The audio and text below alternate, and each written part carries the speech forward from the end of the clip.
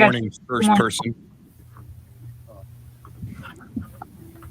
Good morning, second person. 2 people in here at 6:08 in the morning on Turkey Eve.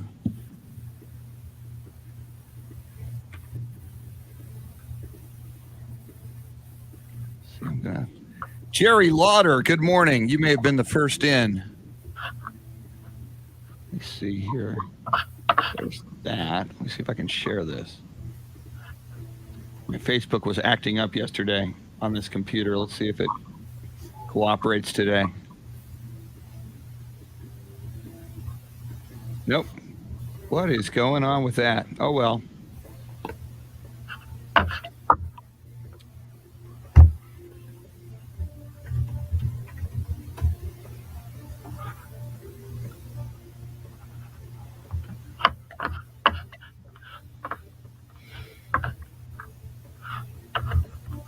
Let's try this.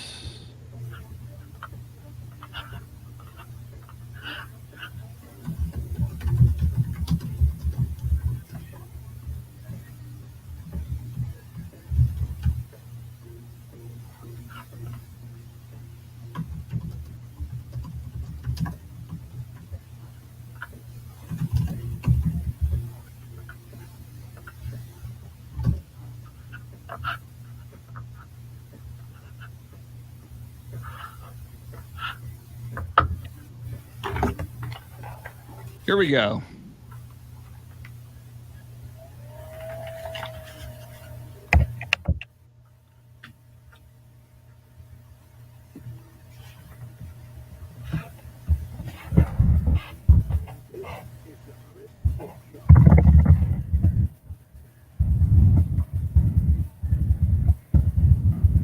Headphones would be a good idea for radio.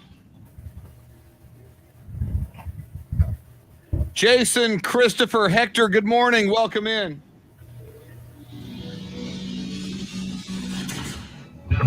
Chris Duel. Oh, my goodness gracious. What a beautiful day in America.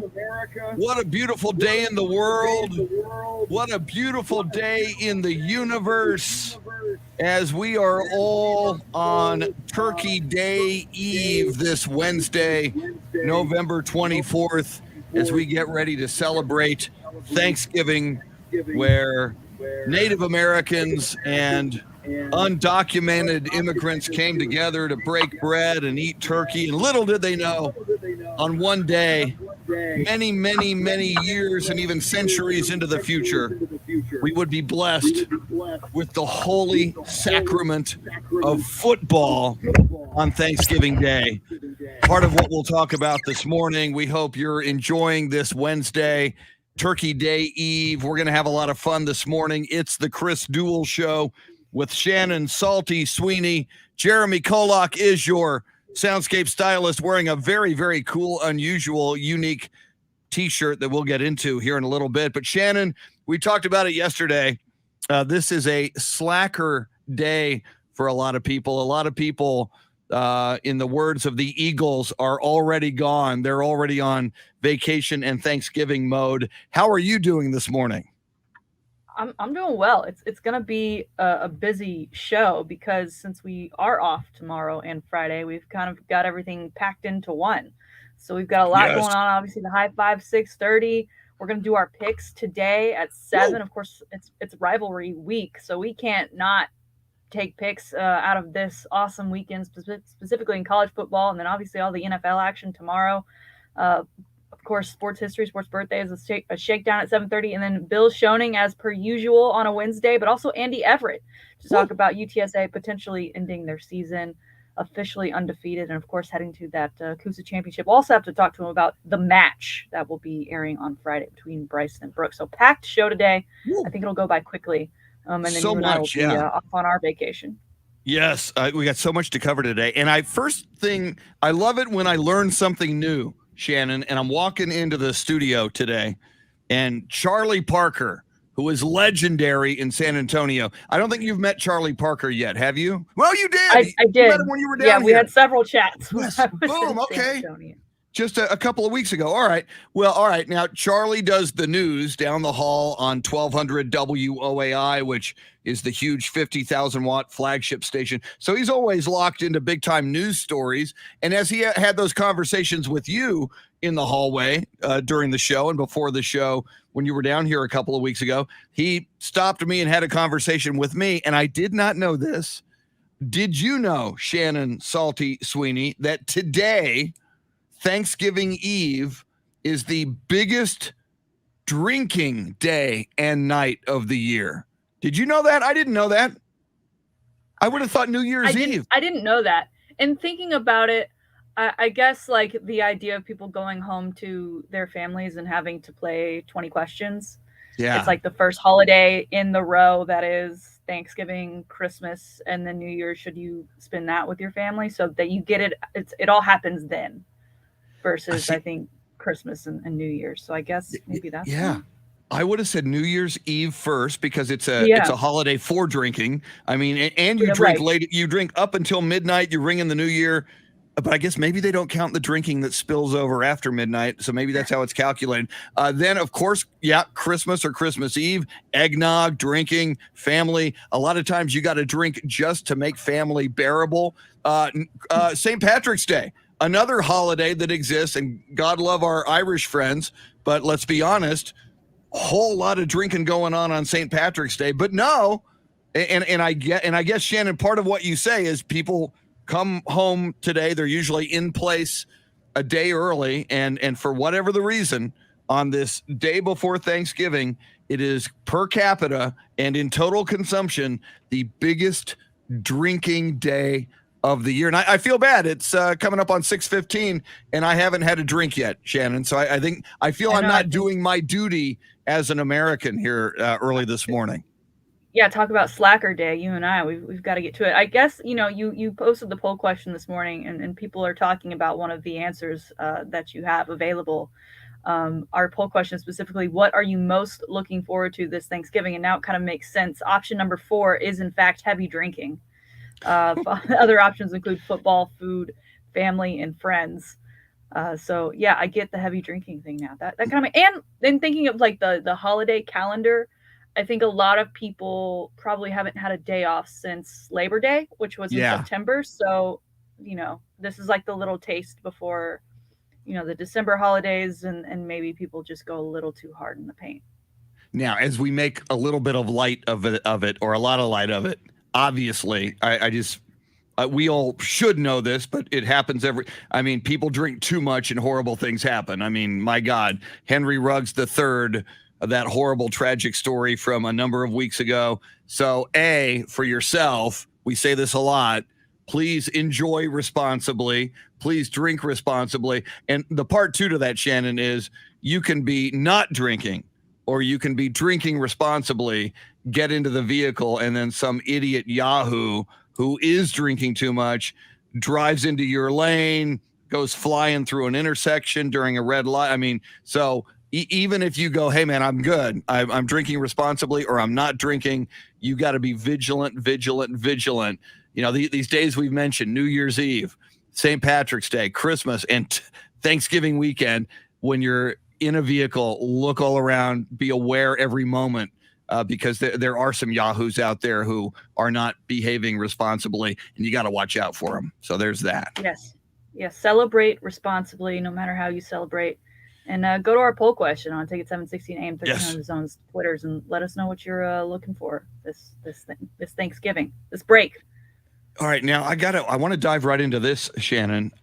Do you feel sorry? And I kind of do, for Jason Garrett, fired yesterday. He made me pull my hair out as a Cowboys head coach. I remember, I'm sure you do as well, when he was promoted to Cowboys head coach when they blew out Wade Phillips. And for a long time, Jason Garrett was the offensive coordinator of the Cowboys, and he was supposed to be the next big thing.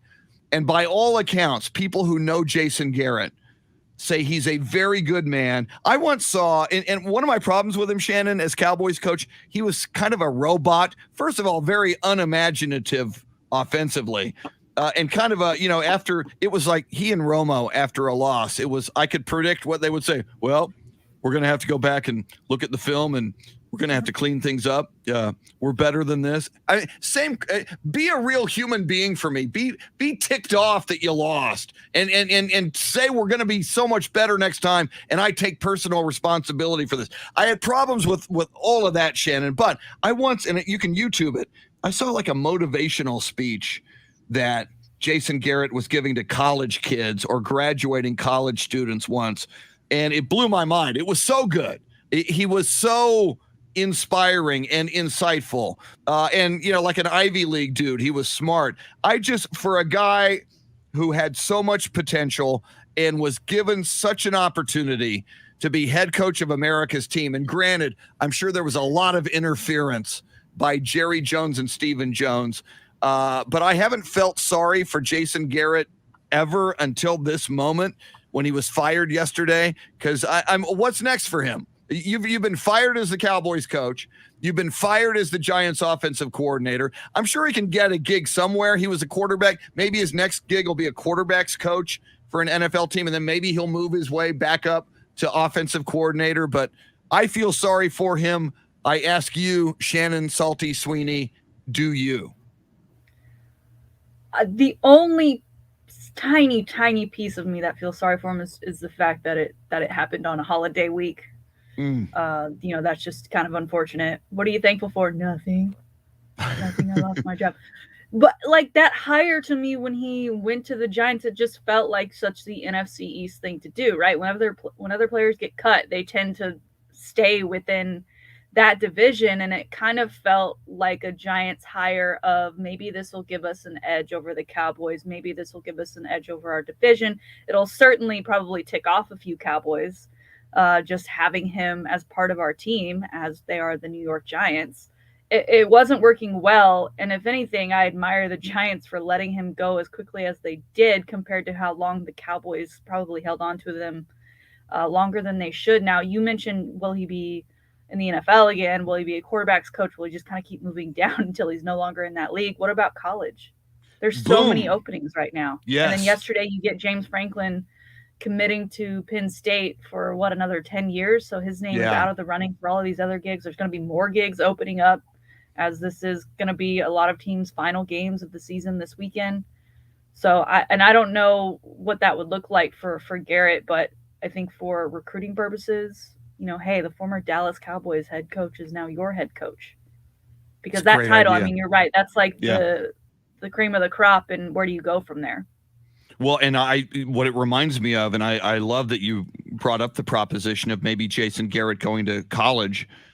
When USC, my alma mater, hired Pete Carroll on that day when the news broke, as an alum and a hardcore USC fan, my reaction was, huh? Because Pete Carroll was kind of floundering as an NFL coach. It didn't work out with the Patriots. It didn't work out with the Jets. And he was kind of a failed NFL head coach. And I was not thrilled. I was not dancing in the streets when USC hired Pete Carroll. Little did I know he would be a great college head coach, a great motivator, a great rah-rah guy, and a recruiter. And Shannon, as I just mentioned, and I'll try to find it sometime and post it, watching a YouTube video of Jason Garrett talking to college kids and inspiring them and motivating them, maybe that is where he belongs. Maybe, his demeanor isn't ideal for professional football, but maybe he could lead a college to glory. And then like Pete Carroll then makes the leap back to the NFL, won a Super Bowl, went to 2 Super Bowls. I know it's not beautiful right now for the Seahawks, but it was clearly a brilliant move for Pete Carroll when it wasn't working in the NFL to go to college football and become a head coach. So if you were advising Jason Garrett, that might be a great piece of advice for him right now. Yeah, and I almost have the sentiment of, look at Nick Saban. It didn't work out in the NFL, but it certainly is working out at the college level. There is a difference between the two, obviously. And Jason Garrett, he didn't have the best run in the NFL, so why not give college a try? Now, you bring up Pete Carroll, so I want to just ask you this, just as a USC alum. Things, as you said, not going well in Seattle right now. There's a good chance they lose their franchise player at the end of this season, or at least have some, it'll be an issue again come the offseason, no matter what. Would you take him back? Would you allow him to come back to USC, right all the wrongs, and attempt to win one more national championship that doesn't get vacated? I absolutely would. He is 70. Yeah. I don't think what he did before.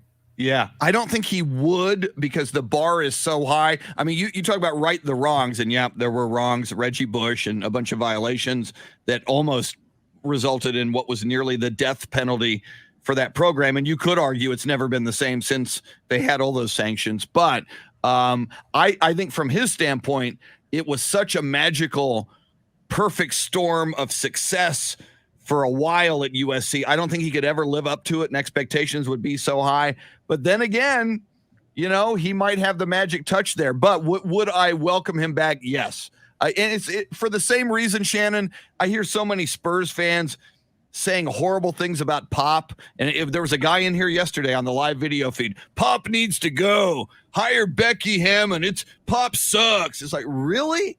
Did you see what he did for this franchise? A once in a lifetime run. And for that alone, it was darn near a once in a lifetime run at USC with Pete Carroll. I know we had success with John McKay and there a lot over the years, but to me, there's like a lifetime achievement award. If you've done something so wonderful for an organization or a school as Pop has, as Pete Carroll did, it's like, yeah, you've got special gravitas, you've got special dispensation if you want to come back, or in Pop's case, if you want to keep on keeping on. I say thank you. I applaud you. The door is open. Do your thing. I'm open to whatever you want to do, because you've proven that you could do something very, very magical.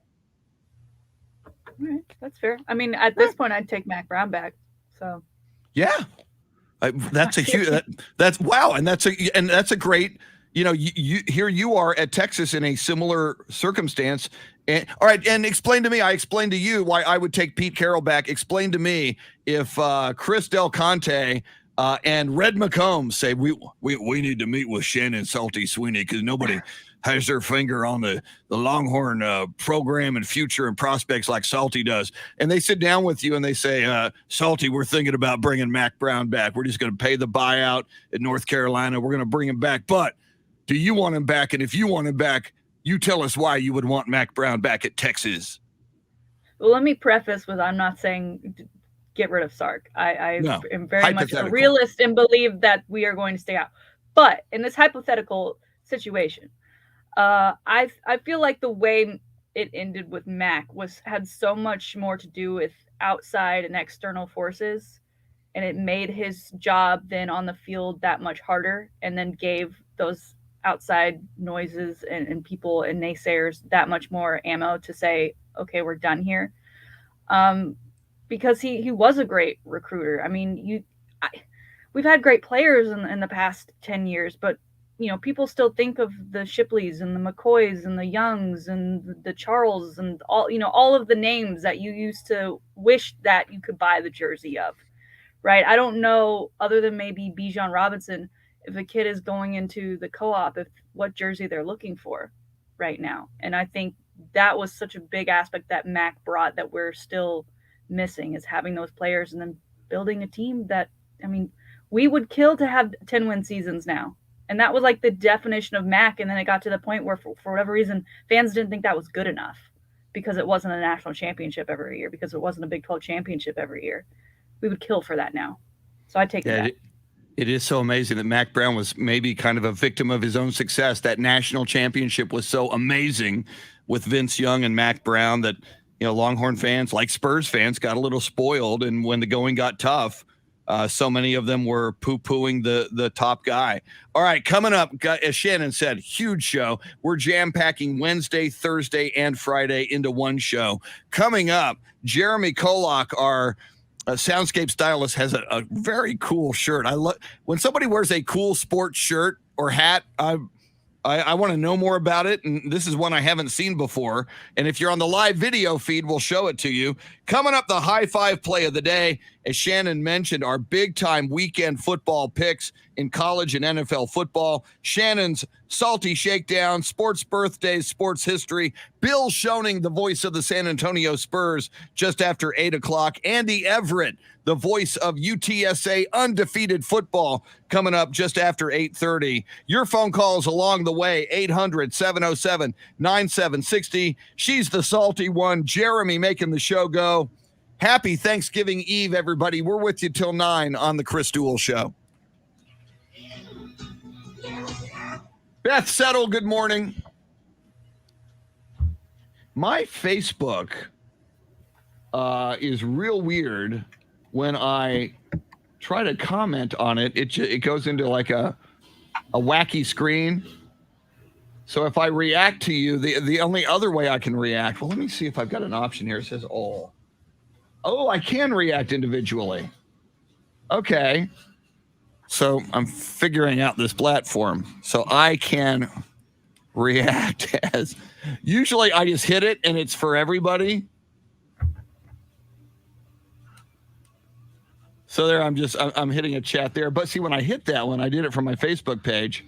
Hello, Jesse Bratton. When I do it from the Facebook page, YouTube people can't see it. So let me see who's here.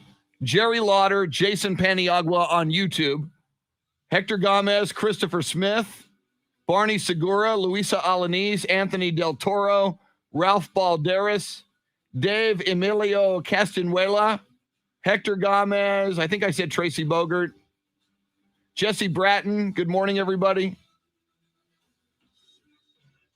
All right. I'm getting coffee.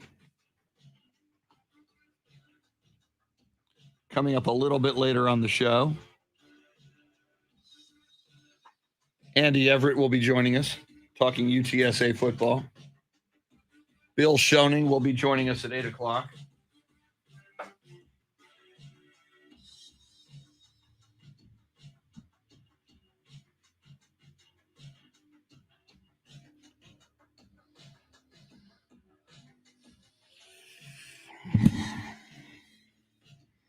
Coffee.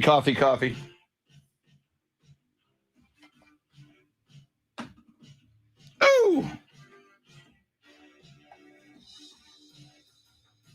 Not only are we a day away from Thanksgiving, we are a day away from the Beatles. Get back.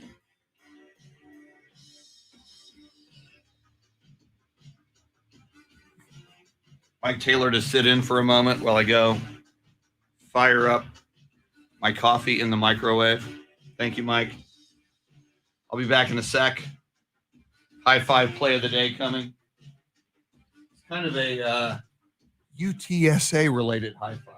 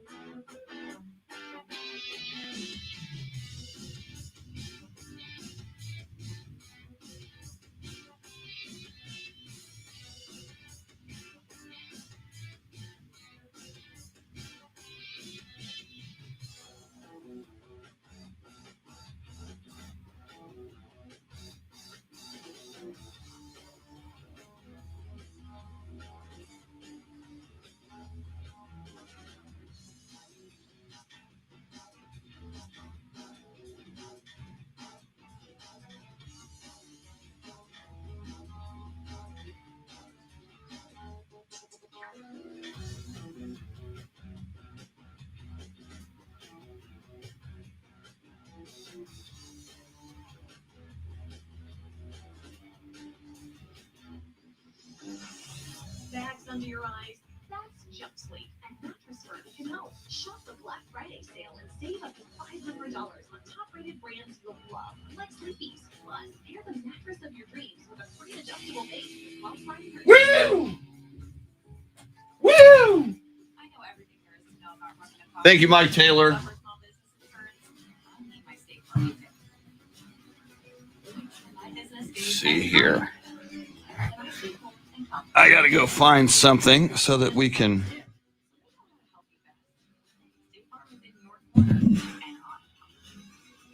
Very cool. Hector Gomez, Omegatron 66, welcome in as well. Hector Gomez writes, and I can show you what Hector Gomez wrote. I'm thankful for my wife, surviving the pandemic, and seeing my cousins tomorrow. And finally, the Beatles Get Back special. Yes. That's a very good idea. You can post what you are thankful for. Very cool.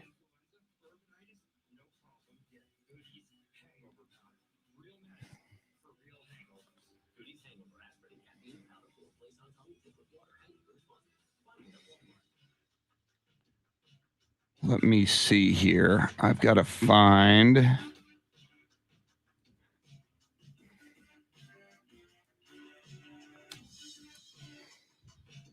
Woo!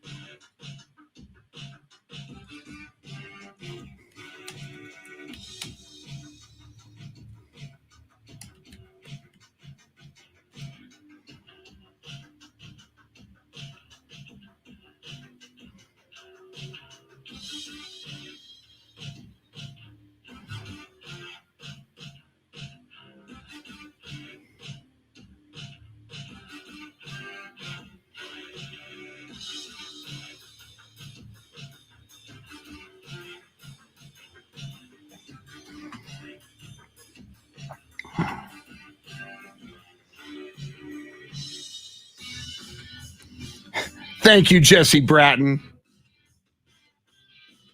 Jesse Bratton says, let's pitch in to get Chris a coffee bar in the studio so he can talk to us more. An empty coffee can, too. Gee, the Mike Taylor effect. Very funny. I once, this is probably too much information. When I was living in Southern California, I would sometimes, and I was an idiot, and I'm still an idiot, but I was much more of an idiot. I would drive from Los Angeles to San Antonio for like Thanksgiving. And when I was in my 20s, I wanted to break my own record. How many hours how fast could I drive from Los Angeles to I'd be driving solo most of the time. Occasionally I'd have a friend like my friend Tony Aguia or something. So I have, to save time, I have driven, and I was in my 20s, so give me a break. I was like 23.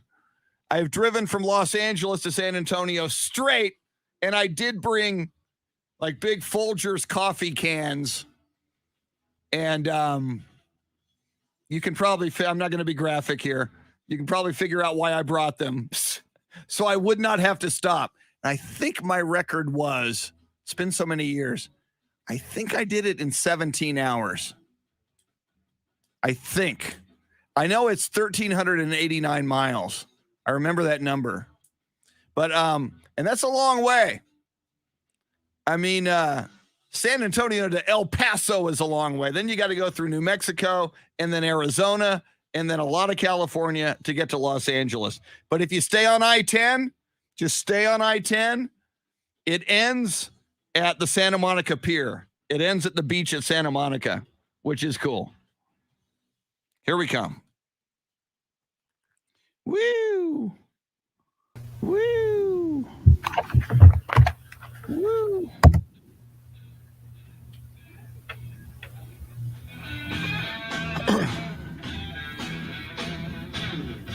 Let's get back to the Chris Duel Show with Shannon, Salty, Sweeney.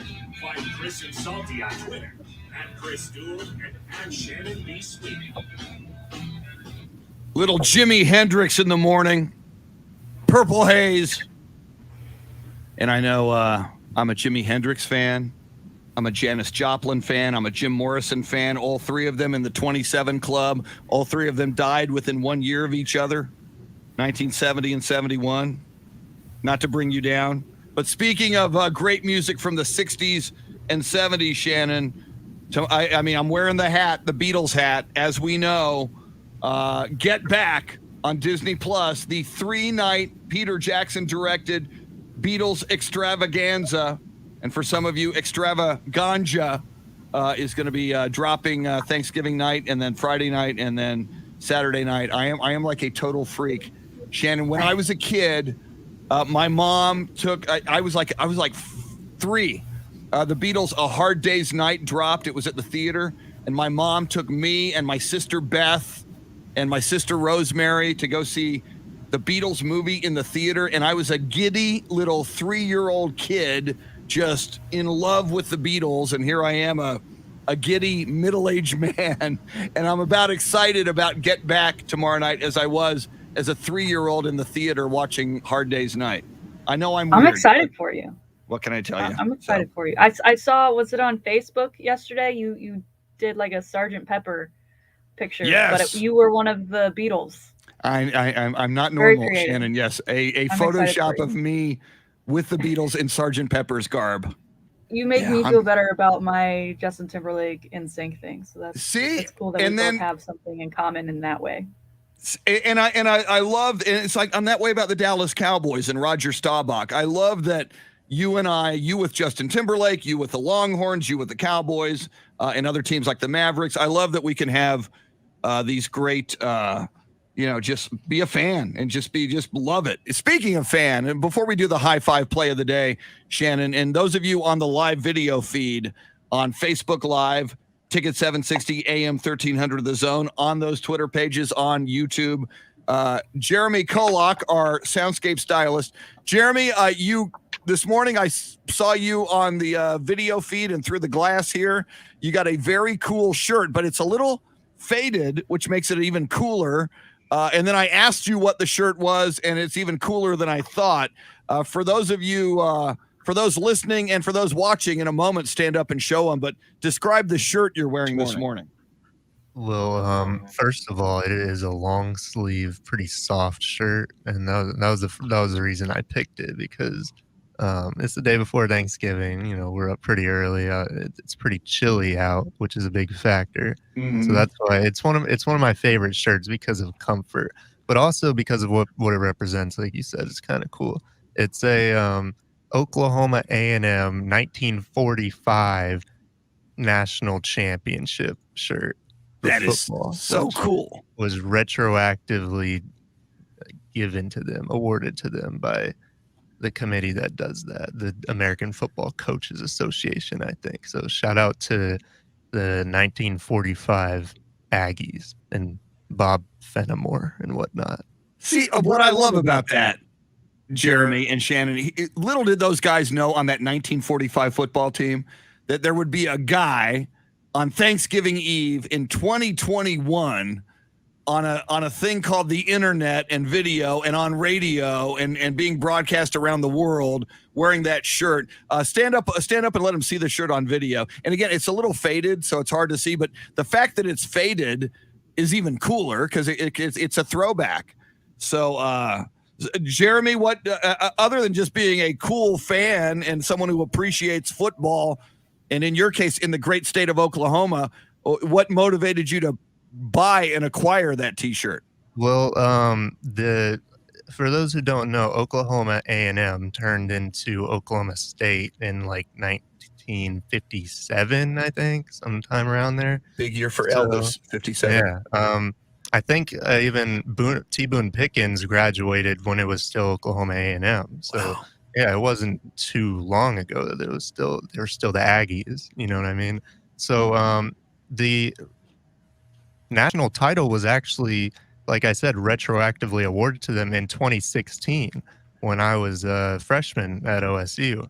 So when that got awarded to them, it was, I mean, you know they're going to use that as a recruiting thing. Sure. So OSU kind of got roasted for that, for putting up a 1945 national championship placard or whatever behind one of the end zones inside the stadium. And they have that crystal football placed up in their trophy room to show to all the recruits that, hey, we got one. So it's a real national championship. It is. I mean, they should not be roasted, in my view. They righted an old wrong.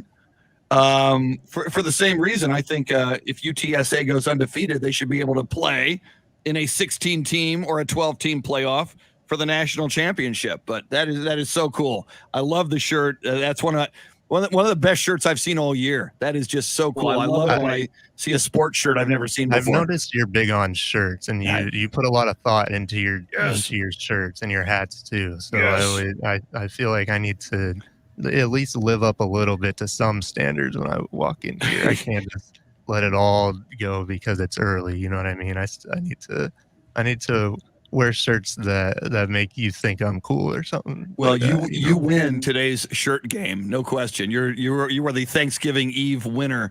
All right, it is time for the high five play of the day. We do this every morning at this time because we like to celebrate people who are doing great things, especially in the world of sports, and give them a high five. And nobody knows more about high five, certainly among us, the sponsor of the high five play of the day, the high five locations in Austin, than Shannon Salty Sweeney.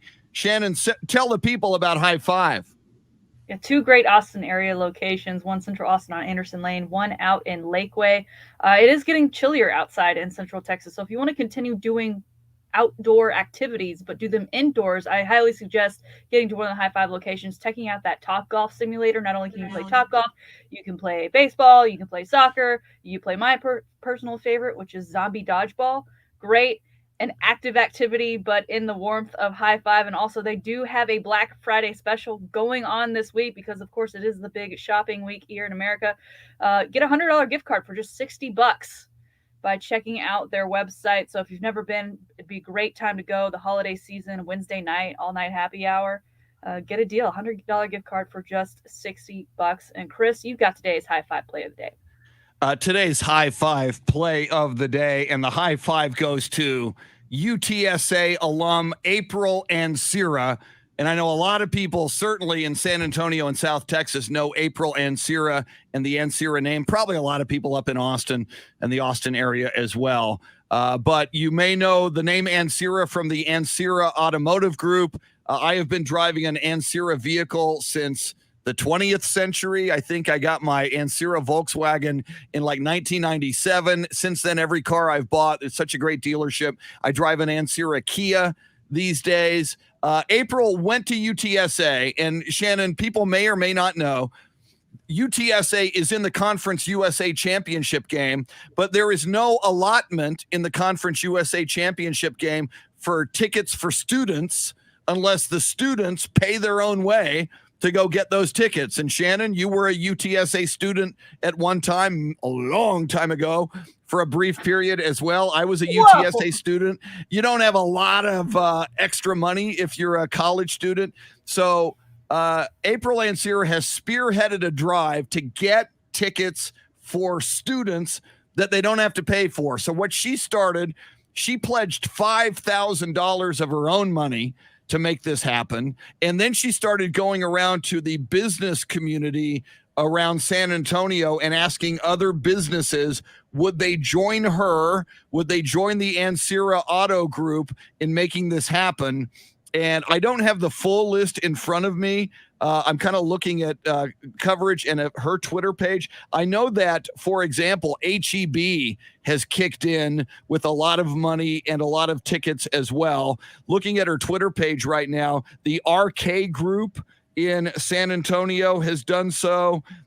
Just many, many, many local businesses have decided. The president of the university, President Amy, and his wife Peggy have donated $2,200. She has inspired, Shannon, so many people. Bill Greehey has jumped in with $12,000 in San Antonio. So Shannon, it's incredible. And I love this when someone realizes that they can make a difference and they have a platform. And not only did she put her money where her mouth was, she inspired and actively asked others to do so. And it has grown and grown and grown and grown, and it continues to grow. That game's going to be next Friday, so there's still more time. Hats off and a big high five to April Ansira of the Ansira Auto Group for doing something great for students at UTSA. It's so awesome. It's so awesome for that program and the school and the community. I mean, this program this year with what they've done, obviously historic, but it's really brought, I think, the city together and obviously brought eyes onto that program that weren't necessarily there before. And to have people like April to step up and do this for the students who have been showing up for these games throughout the season and have been showing up even the last, this is the 10th. See, you said a long time ago, my year that I spent at UTSA, 2011, was the inaugural football season for that school. So here we are 10 years later. They have the chance to this weekend officially be undefeated in the regular season. They're playing for a championship game. It blows my mind that there aren't already student allotted tickets that they would make them pay because I mean, I'm very cheap. I never want to pay for anything and certainly not full price. And the tickets to anything these days are just, I don't know who's responsible for racking up the prices on these, but it's ridiculous. It's ridiculous. And for a student who is already, whether it's them or their family or through loans, they're paying so much for these schools. I mean, that's part of the experience. And to get to experience this UTSA season all the way through the regular season, and they get to a championship game and they could possibly not get the chance to attend because of ticket prices. That's so unfair to me. So I'm so thankful to April and everyone else in that community for stepping up and helping out and making sure that student section is as full and as loud as ever come that championship game. And if there's anyone listening right now who has the resources, or if you can lobby a company, you're part of a company, get in touch with April Ansira, be a part of this. You can find her on Twitter at April Ansira. Or just contact the Ansira Automotive Group in San Antonio. They will put you in touch with April Ansira. And Shannon, it blows my mind that UTSA, if they beat North Texas, and we had head coach Jeff Traylor on the show on Monday. We'll have Andy Everett on the show today at 8:35 to talk more about it. North Texas has played a formidable schedule. They're a very good football team. This ain't no walk in the park on Saturday against North Texas. But if UTSA wins, to have a perfect season, very few football teams ever on the planet in any, high school teams, college teams, pro teams. I mean, only the Miami Dolphins in the NFL have done it. To be able to say, and that'll be regular season. Then, then there's a Conference USA championship game next Friday. And then there's a bowl game. And hopefully they win all three of those. But to be able to, if they win on Saturday, say, we just had a perfect season in the regular season. That is so huge. And I so hope they find a way to make that happen on Saturday. It's exciting stuff. Certainly, as a Texas fan, I'm very grateful for the UTSA program and doing what they're doing this season. Gives me some hope, gives me something to be excited about coming in on Monday mornings. I'm going to see if I can find it here in the next couple of moments. And if not, I'll look elsewhere. Don Harris of News 4 San Antonio. Yeah, I don't have it in front of me. I'll find it later in the show. He went through every Division I college football season ever in the state of Texas. Ever. and calculated how many perfect seasons there were. And I'll wait until I pull that up later in the show. The number is very, very small. I mean, Longhorns have gone undefeated before in their history. It's wonderful, but it's insanely rare. It's like Halley's Comet or Haley's Comet, however you want to pronounce it, or it's like a total eclipse of the sun and being in the path of totality, which, by the way, you can on April 8th, 2024 across Texas. But it's so rare. And so if you're in the state of Texas, get to the Alamo Dome for the Conference USA Championship and celebrate this maybe once in a lifetime thing that you're going to see accomplished if they can pull it off. And if they can pull it off, they got to win at North Texas this Saturday. We'll talk about that with Andy Everett at 8:35. Voice of the San Antonio Spurs, Bill Schoening, going to join us just after 8. But next, Shannon and I go on the record in the crystal ball. It is prophecy time. We make our weekend football picks, college and pro. Don't go anywhere. Lots of show till 9 on the Chris Duel Show. Jared Taylor, welcome. Luisa Alanis, welcome. Lucinda Sullivan, welcome. All right.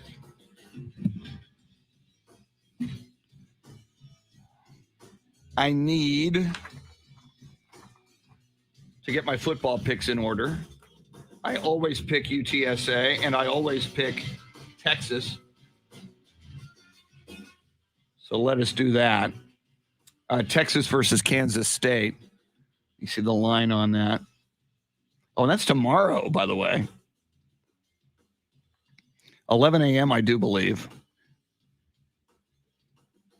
And my internet not cooperating. That ain't good. Especially when I need to make my football picks. Here we go. Okay, Texas is a 3-point favorite. I have picked Texas ever since the Oklahoma game. I'm going to pick against Texas. Well, I'll say this on the radio, but I'm going to pick against Texas. And hope I'm wrong. So there's that. Let me see what the spread is in the UTSA game.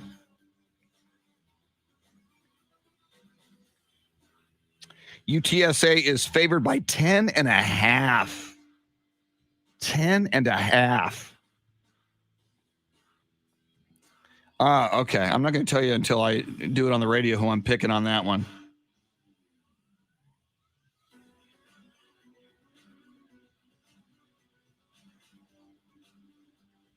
Okay, let me see what other games we have.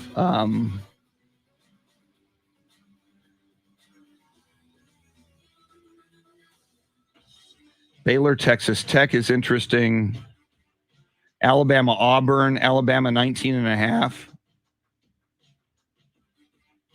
Texas A&M versus LSU at LSU. Yeah, I'll pick that one. See, BYU at USC. BYU a 7-point favorite. I think they're going to beat the tar out of USC. I'm not going to pick that one. I mean, that means a lot to me, but not to our listeners. So, okay, I'm going to pick that. And I am going to go. No. I'm going to go.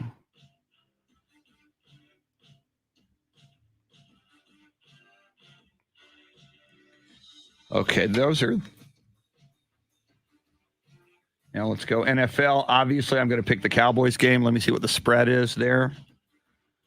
Let's see. It is Cowboys by 7.5 against the Raiders.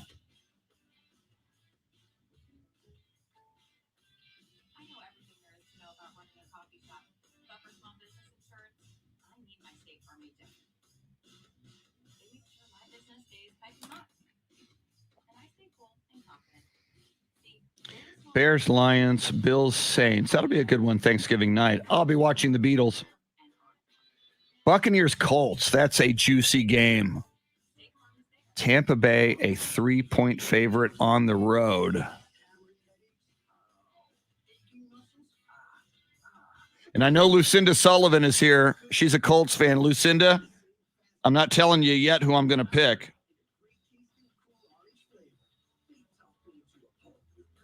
But I am going to pick that game. Okay, I need one more. Titans Patriots looks really good. Eagles Giants, Falcons Jags, Jets Texans. Wow, Texans could win that game. Chargers Broncos, Rams Packers. That's a good. It is even at Lambeau. Even.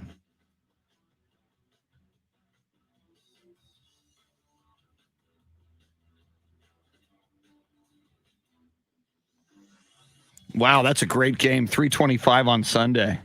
Browns Ravens is a great game. We got some really good ones. Okay.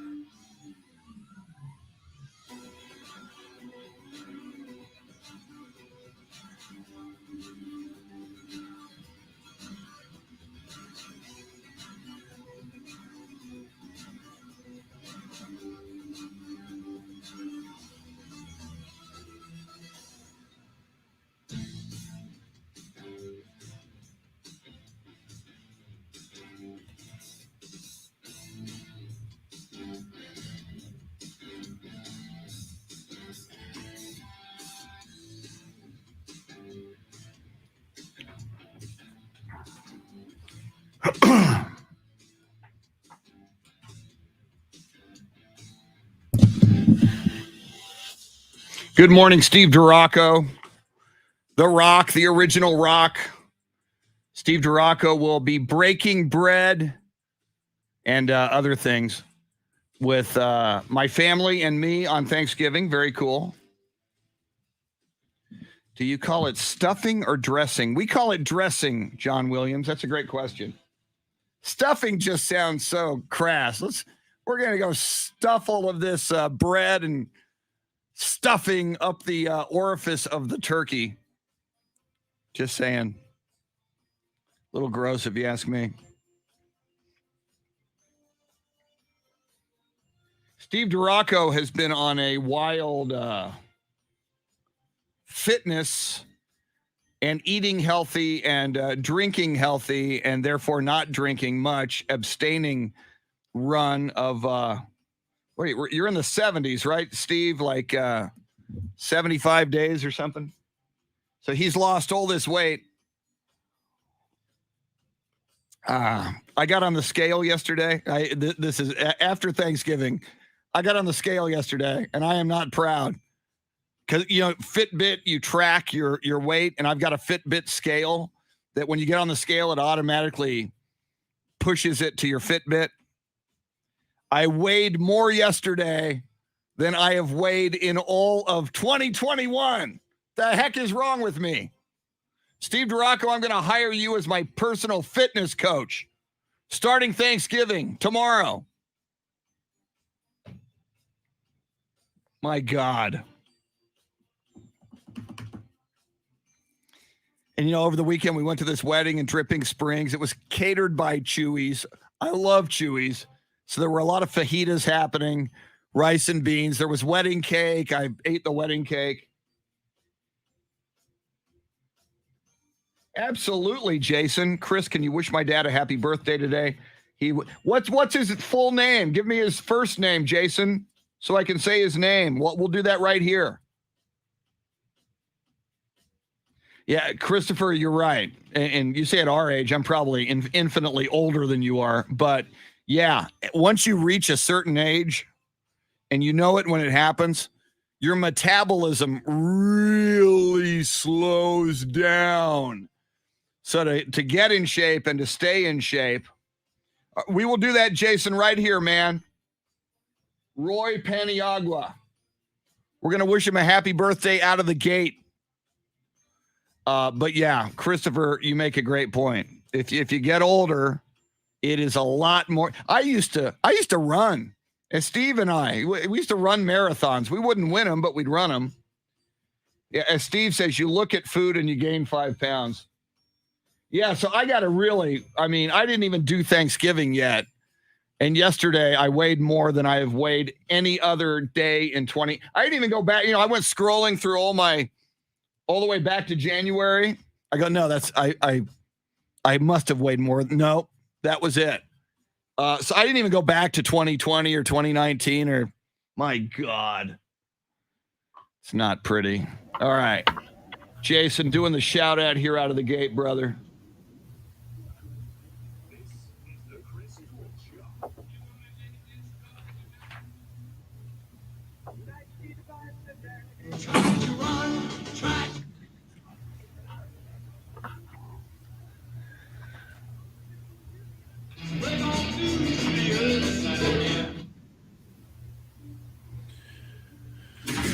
Now, Chris Duel. It is Thanksgiving Eve. Turkey Day is only a day away. And with Turkey Day comes football. The holy sacrament of football. Dallas Cowboys football. We are moments away from making our weekend football picks against the spread, because that's what we do. Because that way we can further humiliate ourselves when we're wrong. And we post these on social media and Twitter so that you can mock and humiliate us when we're wrong. But if we're right, we will cackle and crow and be very proud of ourselves. Welcome in. It is the Chris Duel Show with Shannon, Salty, Sweeney. Shannon, before our football picks, we have been requested by one of our regular listeners and regular viewers on the live video feed.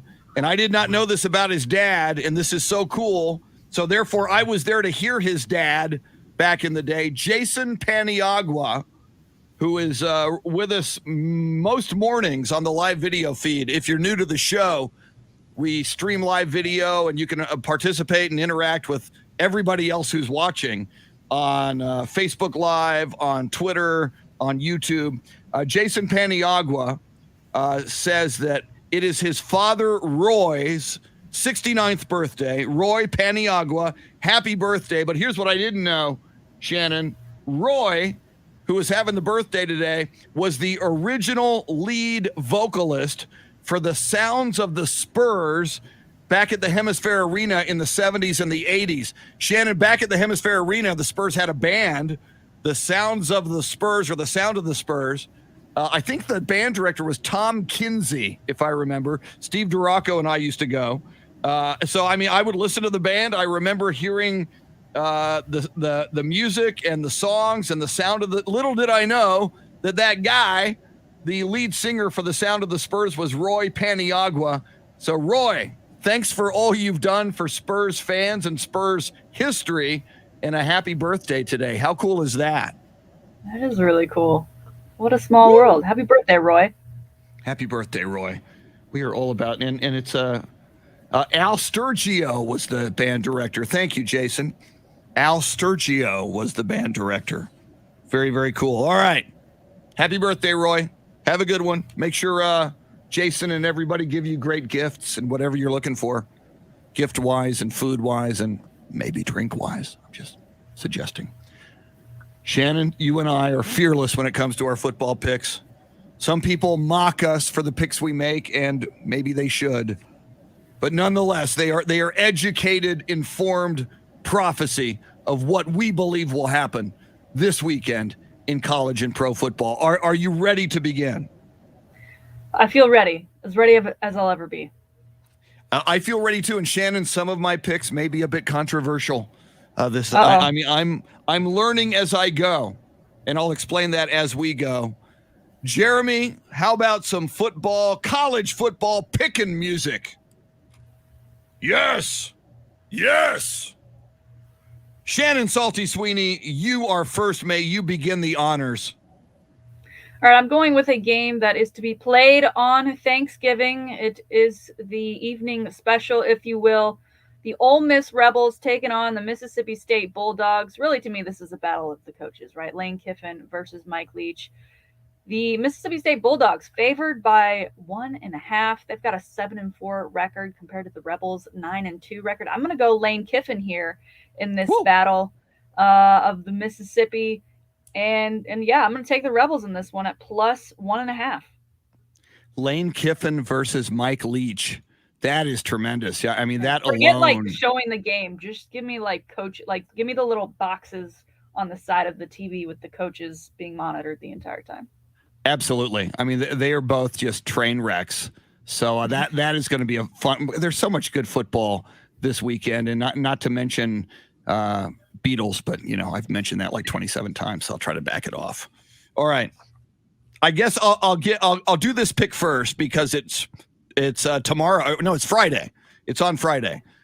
Texas hosting Kansas State. It's 11 a.m. on Fox from DKR. Shannon, I have picked Texas in the Oklahoma game. I picked Texas against Oklahoma State. I picked Texas against Baylor. I picked Texas against Iowa State. I picked Texas at West Virginia. What the heck is wrong with me, Shannon? I keep coming back for. Thank you, sir. May I have another? And I'm wrong and wrong and wrong. And I hope I'm wrong this time because I've learned my lesson. I will not pick Texas on Friday. Texas is a 3-point favorite. I am taking Kansas State +3. I hope I'm wrong. Texas, prove me wrong. But until you prove me wrong, I'm going Kansas State. I don't feel good about this, Shannon. I feel like I need to take a shower after picking Kansas State, but I am taking the 3 points and picking the Kansas State Wildcats to make this awful Longhorn football season even worse on Friday. I mean, don't we say that 3 points is like the home field advantage? Yes. So that to me doesn't bode well for Texas when you are playing at home. It is senior night. It's a holiday weekend. I think tickets are going for $12 right now. Wow. If you are interested in going, that's the last I heard. And I can't say I hate your pick. I think given the way the season's gone, that's a very fair one to choose. All right, moving on. I'm going straight rivalries this weekend in my picks, and so I've got to take on the Michigan and Ohio State game. The number's a bit larger than I thought it would be, given the rankings of both of these teams, but I'm going to take Michigan at +8.5 versus Ohio State. I still think Ohio State has Harbaugh's number, and that they'll end up getting that victory. But I think Michigan State will cover here, and I'm going to take the 8.5. I still want Harbaugh. I want Harbaugh to get the win. I mean, he is so maligned and has never been able to get the win against Ohio State.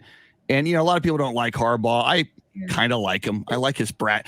He's kind of like Lane Kiffin or Mike Leach. He's brash. He's a personality. And I mean, this game, Michigan is number 5 now. I think they're the first team out. Yeah, exactly. They're knocking on the door. And Ohio State still in there. So this game has a lot of implications as far as what that college football playoff might look like. So it's going to be a big one. It's a huge one. Go Michigan. I'm sick of Ohio State. All right, but you saw what Ohio State did to Michigan State. Michigan theme song or fight song. Woo. There you go. All right. In honor of James Allen, Texas A&M alum, in honor of Bruce Cates, my former boss at KLRN, who's an Aggie, and in honor of Aggies everywhere, number 15 Texas A&M is at LSU. A&M a 6.5-point favorite. I think LSU, they're 5-6 and 2-5 in the SEC. A&M 8-3, 4-3 in the SEC. I think LSU, it's obviously they're in disarray. Ed Orgeron on the way out, his swan song. I look for the Aggies to rise up and make a big statement at Tiger Stadium in Baton Rouge. That's 6:00 on Saturday. I may regret this, but I am given the 6.5 points. I'm taking Texas A&M minus 6.5. Don't ever say, Shannon, we don't give love to the Aggies on this radio program. There's a lot of love right there for the Aggies. Gig 'em. I mean, I tried giving love to the Aggies a couple weeks ago against the Rebels, and that didn't fare well for me. So I've stayed away from them since. But good on you for taking that one. It's so weird to pick Texas and Texas A&M games, and they're not playing each other on exactly. It's a travesty. So it'll never not be weird. All right, finally for my rivalry weekend picks, I'm going to the Iron Bowl. Yes, Alabama versus Auburn. It's a huge line, 19.5 for Alabama. They just moved down a spot in the college football playoff rankings. I think they're going to play very well against their rival in the Tigers. I think they're going to score as much as they can, as quick as they can. So I'm okay with this being 19.5. I'm going to take Alabama in this one at minus 19.5 against Auburn. You rarely go wrong picking Alabama, even when you have to give up a lot of points. And Alabama, which fell a notch in the college football playoff rankings, I think they're going to want to continue to make a statement of who they are. Plus, you probably have Alabama losing to Georgia in the SEC championship game. So they probably want to preemptively make their case that they're still an amazing football team. All right. I got to pick UTSA versus North Texas. Shannon, it is 1:00 on Saturday. Andy Everett's going to join us this morning at 8:35 to talk about it. He'll have the call at 1:00 on Ticket 760 in San Antonio. Pregame 11 a.m. North Texas, Shannon, is a 10.5-point underdog. UTSA on the road, favored by 10.5. As Jeff Traylor walked us through on Monday on this show, Shannon, North Texas has played a brutal schedule and played well. Don't be fooled by their 5-6 record. I think this one's going down to the wire. I think UTSA is going to win this by a field goal or a touchdown. I don't think UTSA is going to win this by double digits. I reluctantly pick North Texas, and I'm taking the 10.5 points. I think UTSA wins the game, but I think I win this pick with 10.5 points. There you have it. I know. Traylor's going to hate me. Andy's going to hate me. April Ansira is going to hate me. But UTSA will still win. It's just going to be very, very close. Okay. There you have it. Recap our college football picks this week. Chris is taking K-State at +3 against Texas. Texas A&M minus 6.5 versus LSU. And North Texas at +10.5 versus UTSA. With a side note, UTSA will win that game. I'm taking the Ole Miss Rebels at +1.5 versus Mississippi State. Michigan +8.5 versus Ohio State. And Alabama minus 19.5 versus Auburn. There you have it. Those will be posted. Go look at the Twitter accounts at AM1300 The Zone, at Ticket 760. And we are all on Twitter. Shannon at Shannon B. Sweeney, Jeremy at Jeremy Kolok, and me at Chris Duel. Those are the college football picks. Jeremy, how about some of that beautiful NFL Films music that just sends tingles up and down my spine. I love NFL Films music. Shannon, Salty, Sweeney, we will each pick 3 games in the National Football League. Where do you want to begin? Chris, the definition of insanity is doing the same thing over and over again and expecting different results each time. So go ahead and call me insane, because I am once again going to take the Bills, even though they've hurt me numerous times this year. They are playing the Saints this weekend. They are favored by 6. So I'm going to take the Bills -6 against the New Orleans Saints. The Bills have let you down a few times this year. We'll see if this is the time. I got to believe the Bills, especially now when they look at the standings and they go, what? We're a half a game behind the Patriots here. Yeah, the Bills need to bill up and take care of business. Yeah, so I think that's a good pick. I normally save the Cowboys for last, but of the 3 picks I'm making, the Cowboys play first. They play tomorrow. So at 3:30, so I'm going to pick the game. Raiders, Shannon, a 7.5 point favorite against the Cowboys. Again, I think Vegas is like daring you to pick the Cowboys with a 7.5 point spread. I think this should be 5. The Raiders are the favorite? No, did I say that? Dallas is the favorite. I'm sorry. Okay. I made a mistake. Thank you. I misspoke. Good caffeine. No, Dallas is a 7.5 point favorite. My bad. That's too much. Shannon, the way the Cowboys played in 2 of the last 3 weeks, at Kansas City and against the Broncos, in 2 out of the last 3 weeks, the Cowboys have looked bad. With injury issues, I know it looks like we're getting Tyron Smith back. I know it looks like we're getting CD Lamb back. Hopefully the Cowboys will, and I know the Raiders are in disarray. I can't give up 7.5 points, though. I am like the UTSA game. I think the Cowboys are going to win. I think it's closer than 7.5. I am picking the Las Vegas Raiders, and I'm getting 7.5 plus 7.5. Give me the Raiders, but please, God, give me a Cowboy victory. That kind of hurts my heart. I know. I feel bad. Hurts my heart, but all right. I feel bad. All right. My second NFL pick this weekend is between the Tampa Bay Buccaneers and the Indianapolis Colts. I have not yet checked out the Hard Knocks version, the inside the season version with the Indianapolis Colts, so I don't have that kind of insider information. But it's still Carson Wentz leading the way, and I don't fully trust this team yet. I think they were lucky with some of the wins they have come away with this season, and the line only being -3 in favor of Tampa. That feels a little disrespectful on one Tom Brady in the Tampa Bay reigning NFL Super Bowl champs Buccaneers. So I'm going to take the Bucs here at -3 against the Colts. I will pick the same game, and you are taking the Bucs. I'm going to go in the other direction, so this one will be fun. We'll see which one of us will get it and one of us will miss it. The Colts with Carson Wentz, with the incredible running game, the Colts have to keep winning because they're so far behind the Tennessee Titans, but Titans lose to the Texans last week. Colts have an opening to catch the Tennessee Titans, especially with Derrick Henry out for the year for the Titans, especially at home. If this one was in Tampa, obviously I'd pick the Bucs. I'm going to continue to believe that the Colts are doing something special. They're on a mission, and I get an additional 3 points at home for picking the Colts. I am going Indianapolis +3, opposite of you on that one, over the Tampa Bay Buccaneers. All right, will be I'm definitely stupid. have to circle that one. I'm going to keep it in the same division for my final pick, going with the Houston Texans and Jets game. Houston Texans winning over the Titans last week, nothing short of a miracle, in my opinion. I mean, where did that come from?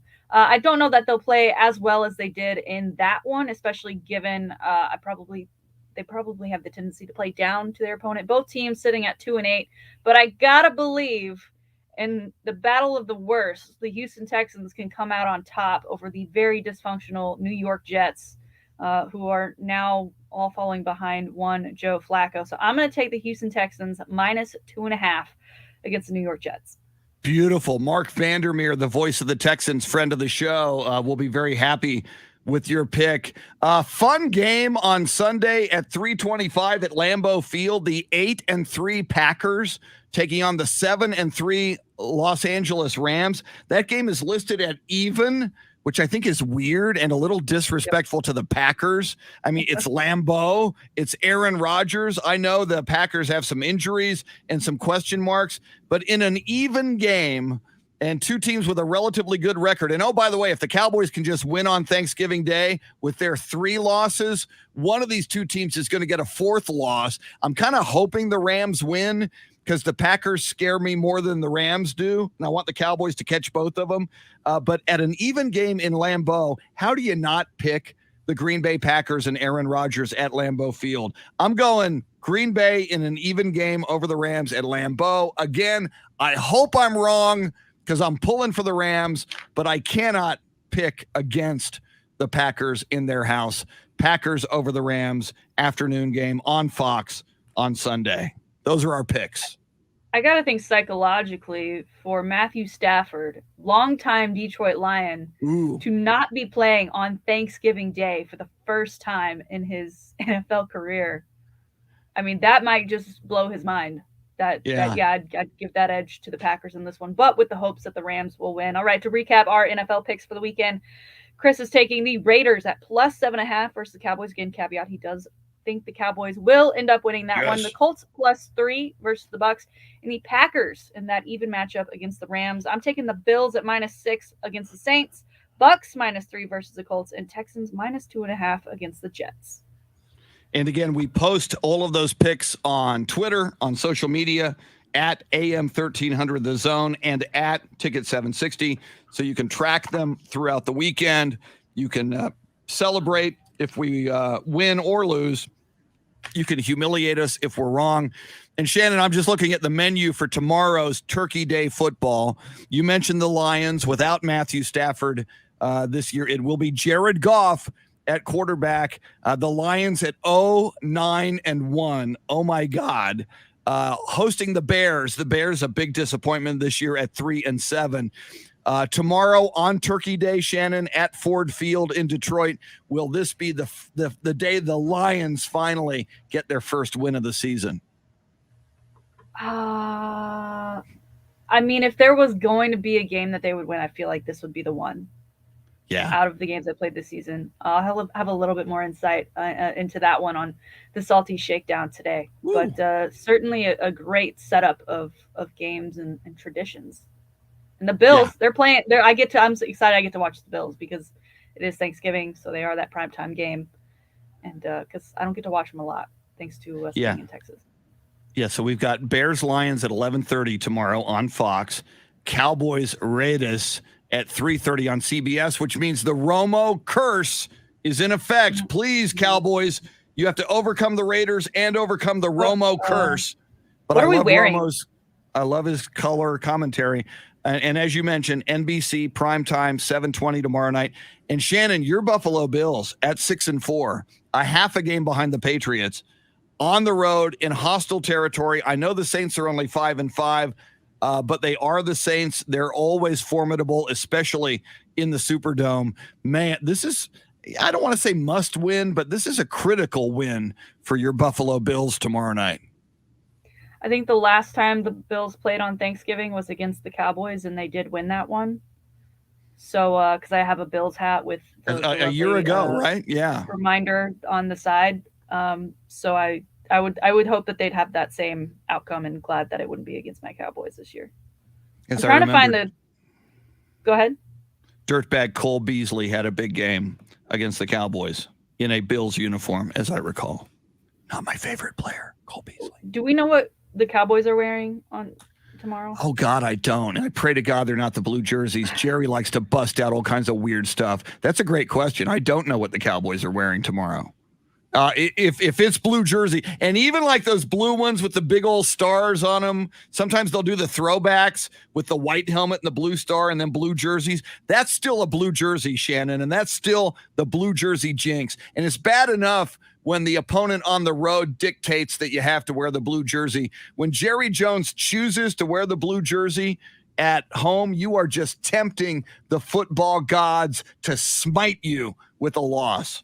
I'm just saying. I found, who knows how legit this is, but it doesn't look like they're going to be wearing blue jerseys tomorrow. Thank God. Looks like it'll be the usual, which is great. And also, Luke, I forget, on Thanksgiving we get like halftime performances. Luke Combs performing during the Dallas Cowboys game, and the Red Kettles will be out. So who knows? Maybe Zeke will play much better than he did last week, and he'll appear jumping in one of those kettles. That would be great if he reprised that tomorrow. All right. Coming up, Shannon mentions her salty shakedown is moments away. This day in sports history and sports birthdays. Just after 8 o'clock, the voice of the San Antonio Spurs, Bill Schoening. And then just after 8:30, Andy Everett, the voice of the UTSA Roadrunners. They can complete a perfect season in the regular season at North Texas on Saturday. Is he as concerned about North Texas as Jeff Traylor was with us on Monday? North Texas is more formidable than you would think just looking at their record. We'll talk about all that coming up. Thanks for hanging out with us. Jeremy is making the show go on this Turkey Day Eve. Happy Thanksgiving to you, your family. Thanks for hanging out with us till 9 on the Chris Duel Show. Woo! Woo!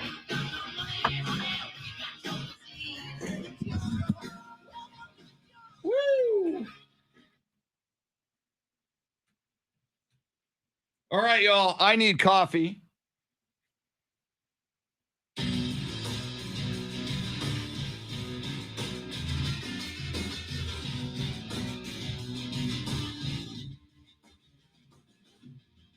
Yeah, I want to go back to what Wes Perkins says here. Wes says, I honestly think University of North Texas will upset UTSA. The runners are living dangerously lately. North Texas hates UTSA and lots of focus on the championship game. Overlooking this game? Question mark. Yeah, and as Jeff Traylor pointed out, Wes, North Texas needs this win to become bowl eligible. So UTSA trying to stop and end North Texas's season by keeping them from bowl eligibility, and North Texas trying to get into a bowl position and destroy UTSA's perfect season. So yeah, lots and lots of intrigue there. All right, I'm back in like 30 seconds. Mike Taylor will be sitting in for me here. Thank you, Mike. I always appreciate Mike Taylor sitting in. And appropriately, as the holiday season is here, in his elf costume. Very appropriate. Talk amongst yourselves. I'll be back.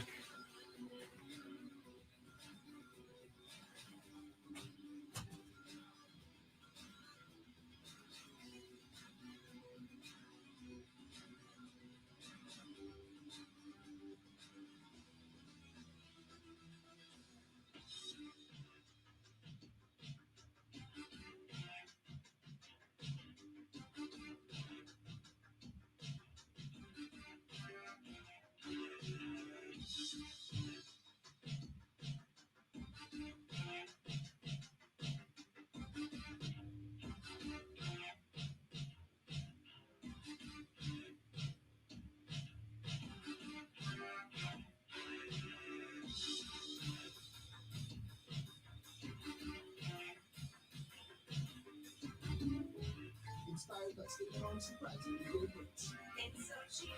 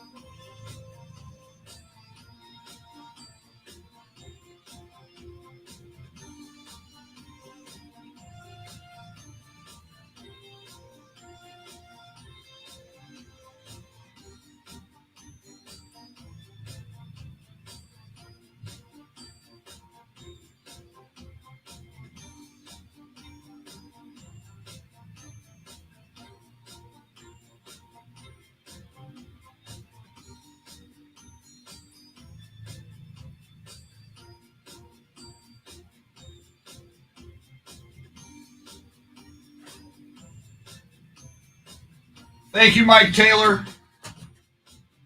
Mike Taylor and the Mike Taylor dancers. Kind enough to sit in. Ladies and gentlemen, the lovely and talented Mike Taylor. You know him, you love him, you can't get enough of him. 4 to 7 on this.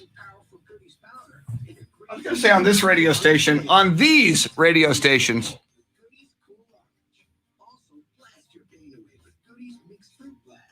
Bill Brendel writes, lots of motivation for them, but North Texas isn't that good. They might keep it close, but I say UTSA wins a closer than it should be game. Well, that's why I picked North Texas with the 10.5-point spread. But Bill, we had Jeff Traylor on the show on Monday, and he walked us through North Texas's schedule and how they played against who they played. And they had a very tough schedule. Fred is saying good morning to Louisa. There you go, Fred. Thank you. North Texas had a very tough schedule. And they've played well against, and they beat Southern Mississippi much more handily than UTSA did. So I think it's going to be a tough game. I think you're right, closer than it should be.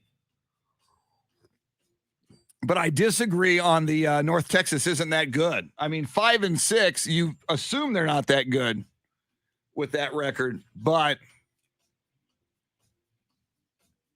I think they're pretty good. Let's see what Fred says here. Good morning. Good morning, Fred. He says good morning to Jeremy and everyone out there. It's hump day.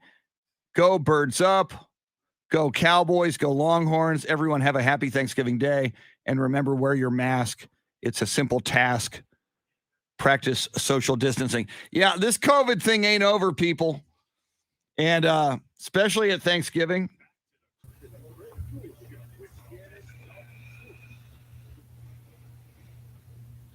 Welcome back. Thank you, voice dude. By the way, we just got a message on the live video feed. Fred says, among other things, he said, remember, wear your mask. It's a simple task. Practice social distancing. Very nice little poetry, little rhyming, little poetry going on in the morning. And I would just put this out there, and I pay a lot of attention. I assume you do as well. I know Shannon does, but anybody listening, this awful pandemic is not over. I know a lot of us are going to have Thanksgiving gatherings, and just be very, very careful, because there's going to be some family members who might not be vaccinated. There could be family members who are vaccinated and carrying the virus. And in a closed space, you're more likely to get it. So I'm just saying, be careful. And whenever you can step outside onto the patio or onto the front lawn, or distance yourself, it's probably a good idea. That's it. That's all I'm saying. All right, there's that. Go Cowboys, Birds up. Lots of talk during the break, by the way. In fact, Shannon, in a moment, we'll have the Salty Shakedown, and we will have some sports history and sports birthdays. Our friend Wes Perkins, who is a Texas Tech alum, but he is outright, and he's called the show a number of times. He's a great analyst, great sports guy. He is picking North Texas outright to beat UTSA. He's saying they're going to end the streak, and we'll talk more about it with Andy Everett in less than an hour. But what's interesting about it, Shannon, and Coach Jeff Traylor told us this on Monday, North Texas needs to win to be bowl eligible. So UTSA wants to end North Texas's season. No bowl game for you, no soup for you. But North Texas wants to end UTSA's perfect season. And these two programs do not like each other. It's going to be very, very interesting on Saturday. That's rude to make that pick. I know. It's just rude. Wes, read the how room. Rude of you. On Thanksgiving Eve when we're all in a good mood. All right. There you have it. More on UTSA's quest for a perfect season. Andy Everett going to join us just after 8:30. Bill Schoening, the voice of the San Antonio Spurs, on a game day / game night for the Spurs, hosting the Atlanta Hawks tonight at the AT&T Center. Bill's going to join us just after 8 o'clock. In a moment, Shannon's Salty Shakedown. But first, sports birthdays, and this day in sports history. November 24th, 1960. Philadelphia center Wilt Chamberlain pulls down an NBA record 55 rebounds in the Philadelphia Warriors' 132-129 defeat of the Boston Celtics at the Philadelphia Civic Center. 55 rebounds.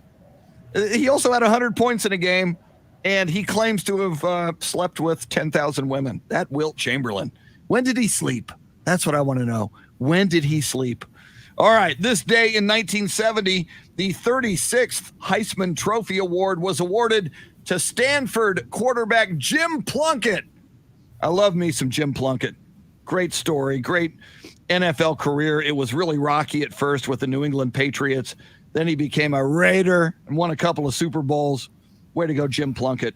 On this day in 1977, NFL Miami Dolphins quarterback Bob Greasy threw for 6 touchdown passes in the Dolphins' 55-14 shellacking of the St. Louis Cardinals in St. Louis. That Bob Greasy guy was pretty good. And finally, on this day in 1996, it was the Grey Cup in Canada, CFL Grey Cup at Wynn Stadium in Hamilton. The Toronto Argonauts win their 13th title. They beat the Edmonton Eskimos 43-37. The Argonauts were led by MVP Doug Flutie. Take that, all you tall people. A lot of people said Flutie was too short. Well, he got a ring, baby, in the Grey Cup anyway. Way to go, Flutie. I love Doug Flutie as well. Boston College, Eagles. All right, there's your sports history. How about some sports birthdays? Born on this day in 1938, one of the greatest basketball players ever, the Big O, Oscar Robertson. He won Olympic gold in 1960, played for Cincinnati in college, Milwaukee Bucks in the NBA. Oscar Robertson was born in Charlotte, Tennessee. Born on this day in 1940, former NFL Commissioner Paul Tagliabue.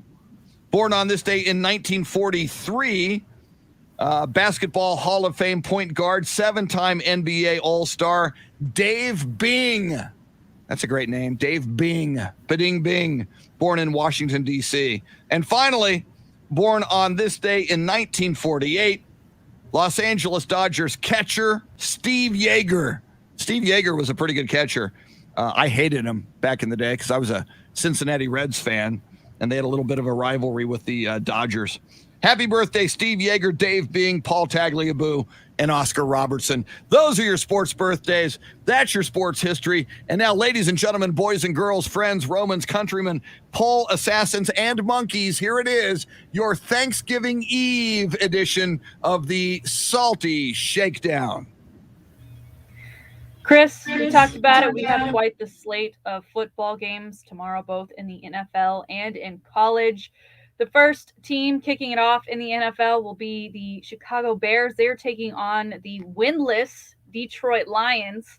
Lions always play on Thanksgiving, so it truly is a tradition. Whether or not they will find their first win remains to be seen. But if they were going to get it, I would expect that it would come over a team like the Chicago Bears, who are struggling. Matt Nagy not having a great time. The quarterback situation is a complete mess. I believe the Red Rifle, Mr. Andy Dalton getting the start for the Bears this weekend. Justin Fields, I believe, is injured still. But this story is more about Matt Nagy and the way that things have been going for him just off the field. There is rumor that should they lose this week, and even if they just perform poorly, the Bears, that he will be done in Chicago. And there's been chants, and plenty of them, from Bulls games even, of fans saying, "Fire Nagy," and clapping along as they chant on. But it's gotten a little out of hand, sir. A Chicago area high school ended up having to apologize to Coach Nagy for doing the chant at a high school playoff football game. Cary Grove's high school student section was doing this chant last week as they took on Lake Forest High School for a playoff game. They would come away with that win, the Grove, but not because of the cheer, but because of their play on the field. But the worst part about this cheer, it's not that they're doing this to a grown man who has a family. It's the fact that Matt Nagy's son played on the opposite team, that Lake Forest high school football team, and had to be there in what ended up being his final game of the season, as they ended up losing, to hear the opposite student section chanting for his father to be fired. Thus, we get the written apology from the school. Chris, kids are so mean. Kids are the worst. Yes. Who's parenting these children?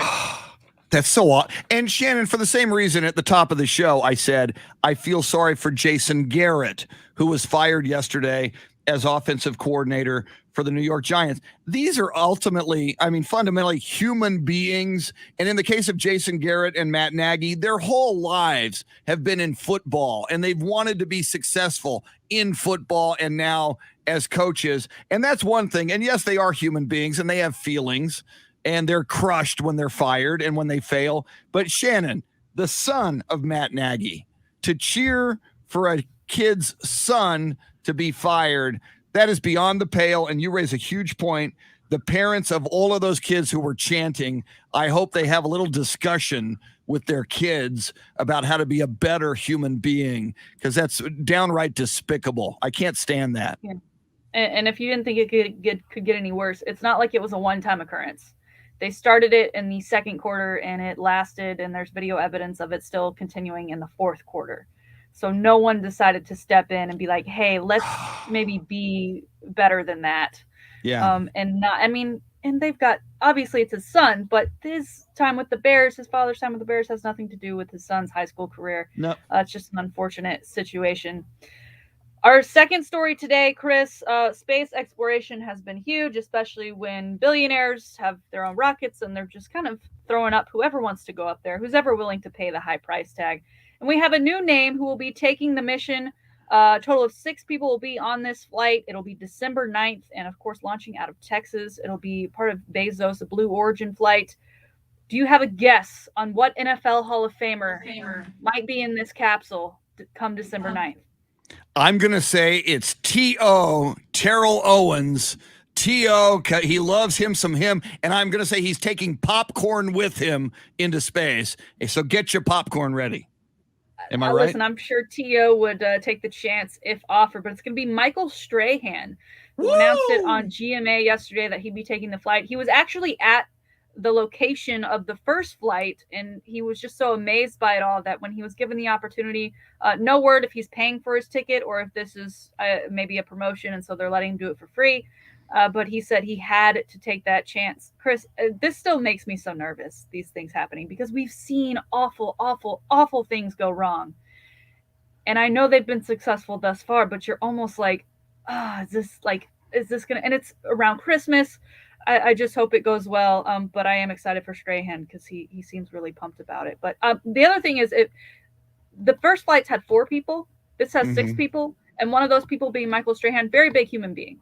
Or is all the math right to get us extra up there? Payload. And to get us down safely. That's huge. Let's make sure you're right. We've got that going. Are you Shannon, still on the thought of, go ahead. Oh, go ahead and ask your question. Go Oh, ahead. I was gonna. You're offered a ticket specifically with Michael Strahan. You taking that? I'm taking it. Yes, I would love the opportunity. I've been a fan of space exploration and space flight and aviation since I was a child, so I would take the chance. But what you bring up something very dark, and what if something goes wrong? Shannon, law of averages. I mean, even when our space program began, law of averages, machines fail eventually. Something goes, cars, there are car accidents and people die. One of these days, and I pray to God it's no time soon, but guaranteed darn near one or more of these is going to fail and there's going to be a tragedy. That is the risk associated with it. I'm sure Michael Strahan knows this, and let us pray to God this isn't the time, but law of averages will tell you it will happen. Something's going to go wrong someday. Let's just hope it's no time soon. these things just make me nervous. I don't want to watch it. Just tell me when they've landed back and everyone is okay. Then I'll go rewatch it because we have the video now. But best of luck to Michael Strahan, and I'm happy you get the opportunity to live out that dream. All right, finally today, obviously, it is Thanksgiving Eve, which means tomorrow is the big day. Everyone is prepping their dishes. Everyone is prepping their eating pans, prepping their stomachs. Maybe you're even doing a little fasting today just so you can stuff your face as much as you can tomorrow. And of course, as football players take the podium, they are being tossed as they should, the appropriate questions about what their favorite dishes are that they're looking forward to. Well, a team member of the New England Patriots, Matthew Judon, was asked that question, and he said, I'm not going to answer that question. Instead, I'm going to go on a rant about mac and cheese. Here it is. All right, well, I'm not even going to answer your question. I'm going to tell you, we got to get macaroni and cheese off the table. All right, guys. It's just cheese and noodles. All right, I'm getting on my soapbox. It's just cheese and noodles, and it's not that good. Let's be honest, guys. Everybody's probably here. It's a little lactose, so it messes up our stomachs. And we got to get it off the table. It's probably one of the most overrated dishes, but my favorite is dressing. I do love dressing. So, but get macaroni and cheese off the table, and it'd be a much better Thanksgiving for everybody in the house. Of course, this man is passionate about mac and cheese and not having it as part of the table. I don't think I've ever had mac and cheese on Thanksgiving. I am a fan of mac and cheese otherwise. But do you have a dish come Thanksgiving where you're not touching it? Like, I can skip right over that. I will load up more on this so I can avoid having an empty space because I'm not putting that on my plate. Shannon, as I told everybody on Facebook Live during one of the breaks this morning, I weigh more today than I've weighed all of 2021. I'm a big overweight dude, and the reason is I eat everything. So sadly, and I'm not proud, there's nothing I won't eat. I don't love the cranberry sauce. I don't love it, but it's there. It's edible. It doesn't taste that bad. It's tradition. So yeah, sadly, and maybe I should change my ways and I'd weigh a little less. Sadly, Shannon, there is nothing on the Thanksgiving dinner table I will turn away from. I eat everything that is put in front of me. Sadly. I'm kind of a picky eater, so I don't do cranberry. I don't do sweet potato. I don't do a lot of the different casseroles. And I don't like food touching, and I know people just like load their plates and there's so many options that everything ends up just like melding together. I will take like basically a bite for a serving of each thing and put it on my plate so that nothing touches, and people then think they're like, do you have a problem? Is something wrong with you? I'm like, no, I will go back for seconds. I need a prison tray is what I need when I go to anything that's buffet style. That's just how I can't have my food touching. There are rules in place and I refuse to break them, even if it is for a holiday. But there it is. Today's Salty Shakedown. Wow. Lots to unpack. Outstanding Thanksgiving Eve Salty Shakedown. Shannon, I was and kind of still am like you on food should not touch other food on your plate. It should be separate. I hate it when it gets mixed. I hate when like some of the mashed potatoes get onto my deviled eggs or some of the mashed potatoes get onto my turkey. But it's weird. The older I get, and things change when you get older. I used to love crowds. I used to love going to Nyosa at Fiesta in San Antonio and just people pouring beer on me. And now I hate crowds. Get away from me. Don't you have please. So now it's like, and again, I'm overweight right now, but I'm going to get on a program right after Thanksgiving. Now it's like, all right, it's food. Kind of tastes the same going in. So yeah, I for the first maybe 3 decades of my life, I was, if food touched, I would freak out. So I totally get that. I don't subscribe by the theory of it's all ending up in the same place. I'm like, yeah, but the taste part is up here, and that's what matters to me. I will say, like Tex-Mex, that can all touch, because the difference between Tex-Mex dishes are your rice and beans in the tortilla or on the side of the tortilla. That's the difference. So that is one of my exceptions to the rule. But for the most part, I will freak out if my mom, not like if I'm at a restaurant, like I throw a fit, but my parents who know me well enough, I'm like, really? The mashed potatoes next to the broccoli? For real? I'll be cutting those ends of the broccolis off. putting those to the side. Not going to happen. Not in this I've been there. Yep. Hey, we got an hour left, and it's a big, big hour. The voice of the San Antonio Spurs, Bill Schoening. What does he love or not love when it comes to the Thanksgiving dinner? We'll certainly talk Spurs and Longhorns and football with him. Andy Everett, the voice of UTSA football, joining us at 8:30 as well. Don't go anywhere. Thanks for hanging out with us on the Chris Duel Show. Good morning, Leo.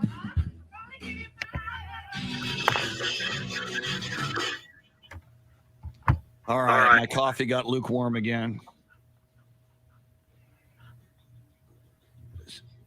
Yeah, since Jason is still here. Hello, Jason. Jason says, just add tortillas to your meal and make it a Thanksgiving taco. That's a great idea.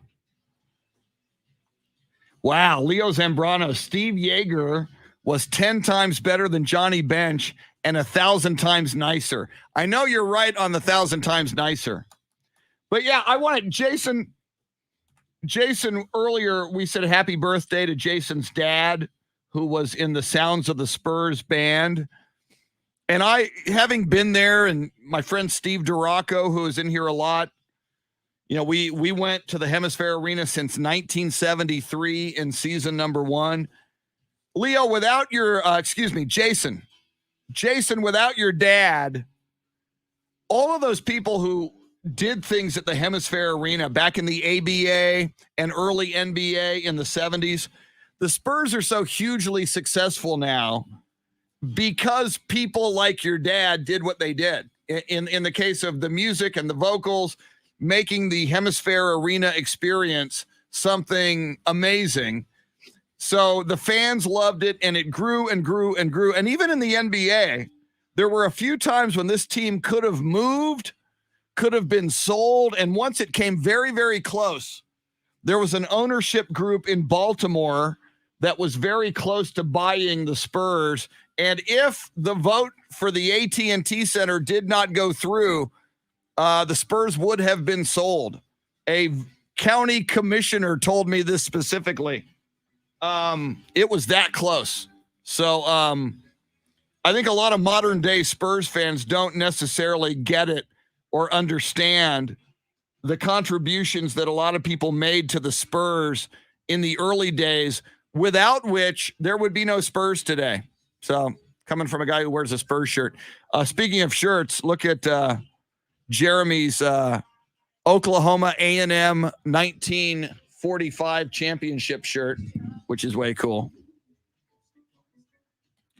Bill Schoening, the voice of the San Antonio Spurs, is going to join us next. Woo!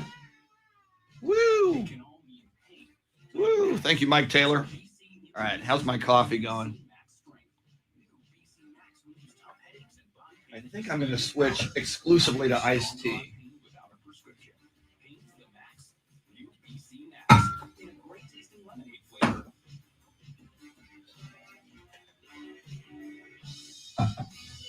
Woo! Back in a sec.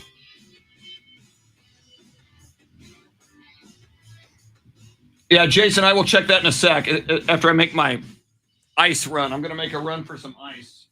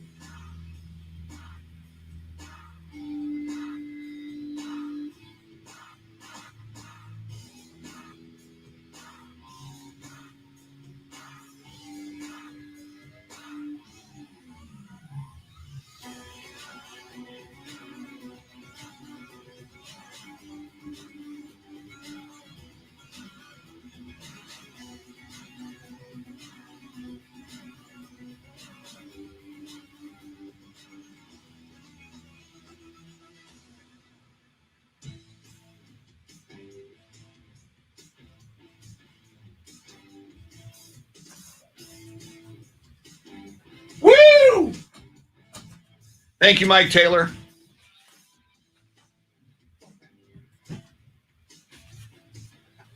Mike Taylor and the Mike Taylor Dancers. Leo says, I still believe the Dallas Chaparrals blew it. Excuse me. Yeah, they did, but as we know, there's a YouTube of the final Dallas Chaparrals game. It's on YouTube, and Terry Stembridge is doing it. And they show the crowd, and there's like nobody there. Dallas at the time, and it was the ABA, Dallas at the time did not support the Chaparrals. A move had to be made. And those who know their history, it was originally leased to San Antonio. Red McCombs, Angelo Drosis, and that ownership group originally leased the Chaparrals to bring them down here. And they found out very, very quickly it was working and fans were coming. They could make money with this franchise. So then they purchased them outright. So there was even a moment there when Dallas could have had the Chaparrals back and could have even, they were branded as the Spurs then. They could have even had them back as the Dallas Spurs if they chose to keep that name.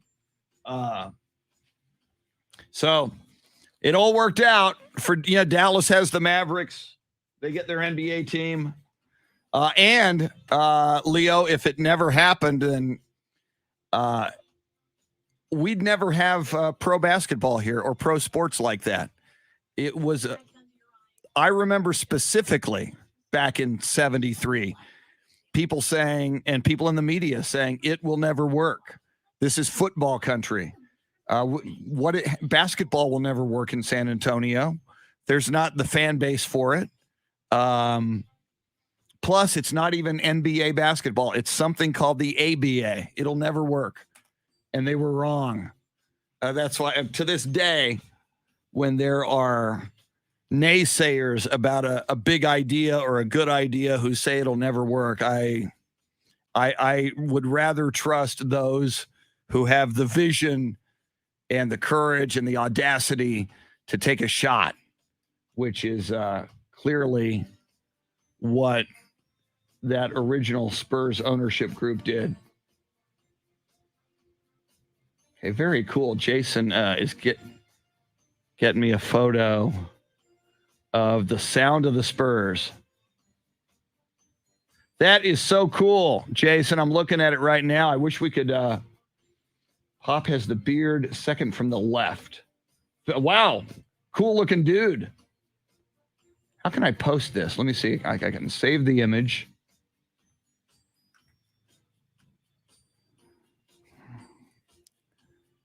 And sound of the Spurs. Yeah, that's one thing that, you know what I can do? Oh, I think I can do this. Let me see if I don't think I'm going to be able to do it now because we're almost back. But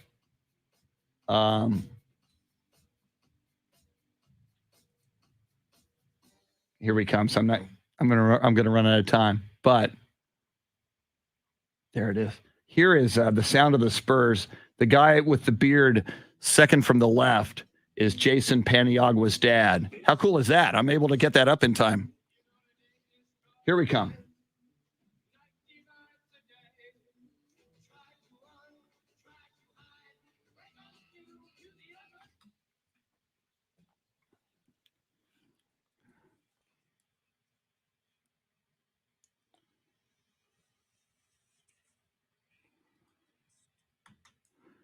It is Thanksgiving Eve. There are so many sports on tap between now and Sunday throughout this Thanksgiving weekend. Certainly lots and lots of football on tap. But we've also got some Spurs basketball, baby, tonight and Friday night to get this weekend rocking. It's the Chris Duel Show with Shannon, Salty, Sweeney, Jeremy making the show go. And every Wednesday at this time, we love talking Spurs. We love talking sports. We love talking football and life with the voice of the San Antonio Spurs, Bill Schoening on a game day, game night. Spurs taking on the Atlanta Hawks tonight at the AT&T Center. Bill Schoening, happy Thanksgiving. How are you this morning? Happy Thanksgiving, Chris. It's a very good day. I'm walking in this morning, ready to rock and roll, ready to get after the game tonight. Obviously, the Atlanta Hawks are in town, so we're looking forward to that, and looking forward to this wonderful weekend coming up, Thanksgiving with family and friends. Very, very cool. Before we dive into the San Antonio Spurs, Shannon Salty Sweeney was asking me a few moments ago, is there anything on the Thanksgiving dinner table that you don't like, that you would rather pass on? And Bill, you kind of know me. I'll eat just about anything. So there's nothing. If you put it in front of me, I'm going to eat it. But is there like cranberries or stuffing? Is there anything you will pass on, Bill Schoening? I am a very vanilla type guy. I am not a guy that goes and does a lot of exotic foods.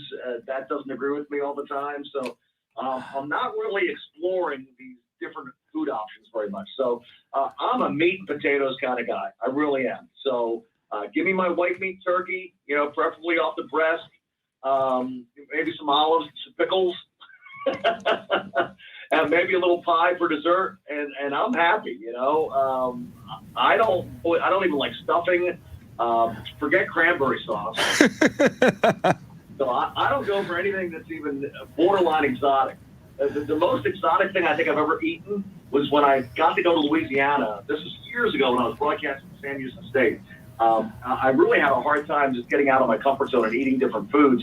But I was real hungry when we got to the press box at the University of Louisiana Lafayette, which is now just the University of Louisiana. Back then it was Southwestern Louisiana, the Raging Cajuns. Well, I was hungry and I got to the press box and all they had was gumbo and etouffee. And that was really kind of out of my comfort zone because I've never really tried it. And I fell in love with gumbo and etouffee. I think I started speaking French by the end of the meal. Really into it. So now, I just love gumbo and etouffee because I finally tried it because I was basically hungry and forced to try it. So, but when it comes to Thanksgiving, I'm pretty much just, give me the turkey, give me a baked potato, and I'm a happy guy. Bill, the Spurs are taking on the Hawks tonight as an appetizer to Thanksgiving. The Spurs on a bit of a losing skid. The Hawks sitting at 500. Both teams are both very young in comparison to the rest of the league. And it seems like with the Hawks' success last season and being at 500 so far this season, they've kind of been able to do what I think the Spurs are looking to do in the future, right? Build homegrown guys that can build and grow that organization. What do you see other differences between these two teams and something that maybe the Spurs can take from the Hawks' success that they've found? Well, one of the things that the Hawks have is a very good front line player in Trae Young, and obviously another one in John Collins. They've got two young guys that they drafted. They're developing, and they feel like those guys are the future. Young obviously is averaging 25 points per game. I think I was looking at his numbers today. Collins right around 17 points per game, and he can bang the boards. He's athletic, big. And they've got Bogdanovich, who's a veteran player who really knows how to play, knows how to score, had a lot of success overseas before he came to the States. So they've got a good young nucleus. Herder's a good outside shooter. They've got some pieces for sure.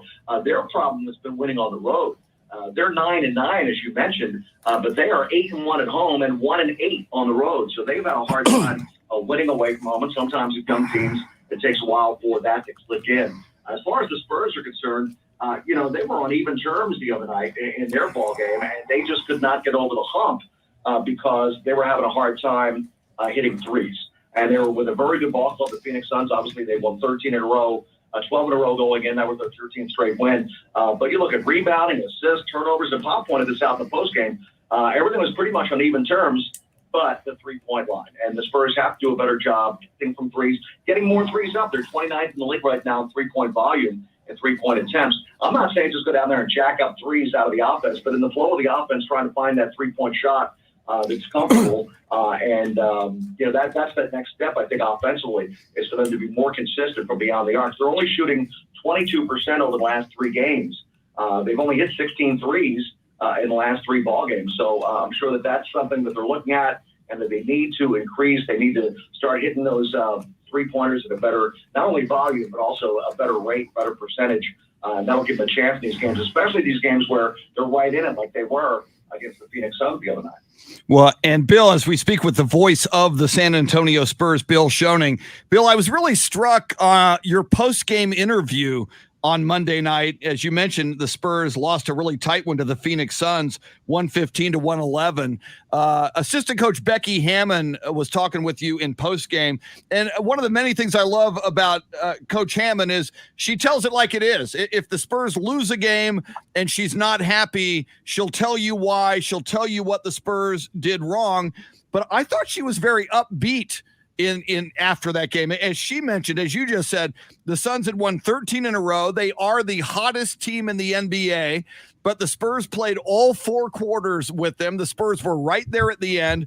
It was a 3-point game, 114-111 with 11 seconds left and a jump ball. If the Spurs get that jump ball, hit the 3, we're going to overtime.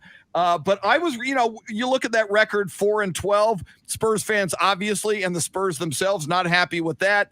It's a 5-game losing streak. But given all those things, I was just impressed by how upbeat she was. And obviously, she and this Spurs staff know what they're talking about. So I think they believe, and I certainly believe, the Spurs have a lot to look forward to and a lot of things that are, I think, on the cusp of going right for this team. Well, the thing is, they're trying to stay together, and they're trying to stay positive, and they're trying to work together. They had a players-only meeting the other night. Thaddeus Young talked about that before the game with Phoenix. This was after the Minnesota game. This is trying to work some things out internally, because the coaches can only do so much. The players, the onus is on them as well to improve. And I think Becky really likes the attitude of this team. She likes the fact that they're staying together and that they're working hard. Again, they were right there with the Phoenix Suns. I think the other thing that she pointed out, too, is that they didn't get down when they were down by 18 in that game. They kept clawing their way back. They kept scratching back. They had a good fourth quarter to get back in the game, and they kept playing. And, sooner or later, as Pop likes to say, the worm is going to turn, and, one of these tough games is going to turn into a win, and maybe that'll turn them around a little bit. I think Devin Vassell, who continues to impress me, by the way, only his second year and 21 years of age. He's got a great maturity about him. I really like his game. He scored 17 off the bench the other night. He said it's time to flip the script, and have some of these tough losses turn into good wins, and maybe that'll get them going a little bit. So maybe it starts tonight with Atlanta. This is a team that, as I mentioned, has got a lot of talent and has had ups and downs so far this season, but it's really had a hard time away from Phillips Arena. Bill, you mentioned flipping the script. Chris, by the way. As Chris knows, Shannon, I am always about a year behind and it's been farmed out for several years. So it has been Phillips in several years. And I'm going to do a trivia game one time to name the arena. Because they keep changing, right? The sponsorships change, and you're used to saying, Conseco Fieldhouse, now it's Bankers Life Fieldhouse, now it's Gainbridge Arena, whatever it is. It's still a field house in Indianapolis. But, some of these things just constantly change. Sorry, Shannon. I'm an old guy. No, you're fine. I'm done now. Thank you. Get off my lawn. Just remember, come December 25th, Staples Center, crypto.com. Crypto.com for that one. In my sleep. I had a dream last night about crypto.com. I'm going to make sure that when we play the Clippers and Lakers after December 25th, it'll be crypto.com. There you go. Looking at the Spurs schedule right now, they are, like we said, playing the Hawks. They are at 500 right now, but everybody else on their near future schedule, all above 500, all playing pretty well. You mentioned a turning point. Could winning over any one of these teams that is having a pretty good run so far this season kind of be maybe that turning point for this team to kind of switch it on and really find that identity and to be able to string some wins together, which I think they desperately need right now? Oh, yeah. Well, they need a win, first of all, to start it, and then they need to put a couple wins together. They have not been able to win consecutive games all year, and they just haven't been able to get into that flow. I think, and I'm not making excuses, but certainly, Jakob Poeltl going down and missing 7 games didn't help because he was playing very well, anchoring their defense, and now they had to make adjustments. I think they could have used Doug McDermott the other night because we're talking about three-point shooting. Here's a guy shooting over 40% from three-point range. He might have been able to help out in that regard in a tight ball game. So, some things haven't gone their way. Jock Landale is a young player. I'm not sure how much he's going to play, but this is another guy. He had a concussion, and then health and safety protocols got him. Now, he'll be back and available tonight, but it's just been a very difficult start of his career because of these different situations. So they just haven't been able to get into that flow, but they keep working hard and they keep that good attitude. That's what I like, the fact that they're staying together. DeJounte Murray, who's the leader of this ball club, he sounded a little frustrated, and I understand the other night. He said it starts with him because he's the leader of the ball club. He didn't feel like he had a good first half. He came back and had a triple-double, but the triple-doubles really don't mean anything to him. You listen to him talk, and he's all about trying to win ball games. I think he would be very happy if he didn't score a point and the team won, as long as he was contributing maybe at the defensive end or an assist and rebounds. So it's all about trying to get wins. It's all about trying to come together, play better, and eventually things will go well. But they've got to stick together. I asked Becky the other night about the team, not getting frustrated, not getting upset, still working hard to the goal. She said that's why she likes working with these guys, because they've been able to maintain that positive outlook.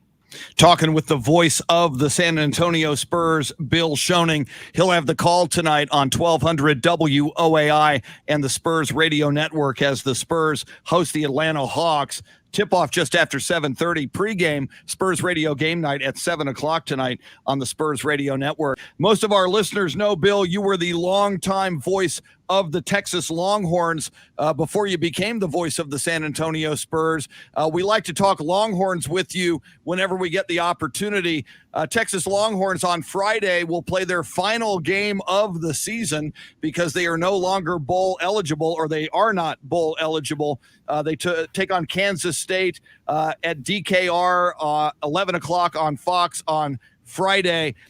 Spurs have lost 5 in a row. Longhorns have lost 6 in a row. This is darn near unprecedented in Longhorn history.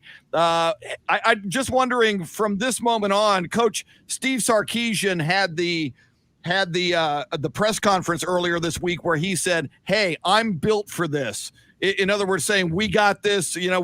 This is kind of rock bottom, but we're going to build from here. From your perspective, as the Longhorns get beyond this regular season and move into the offseason and recruiting, there's some question at quarterback. What do you think the Longhorns need to do to become relevant, bowl eligible, and get on the right track for next season?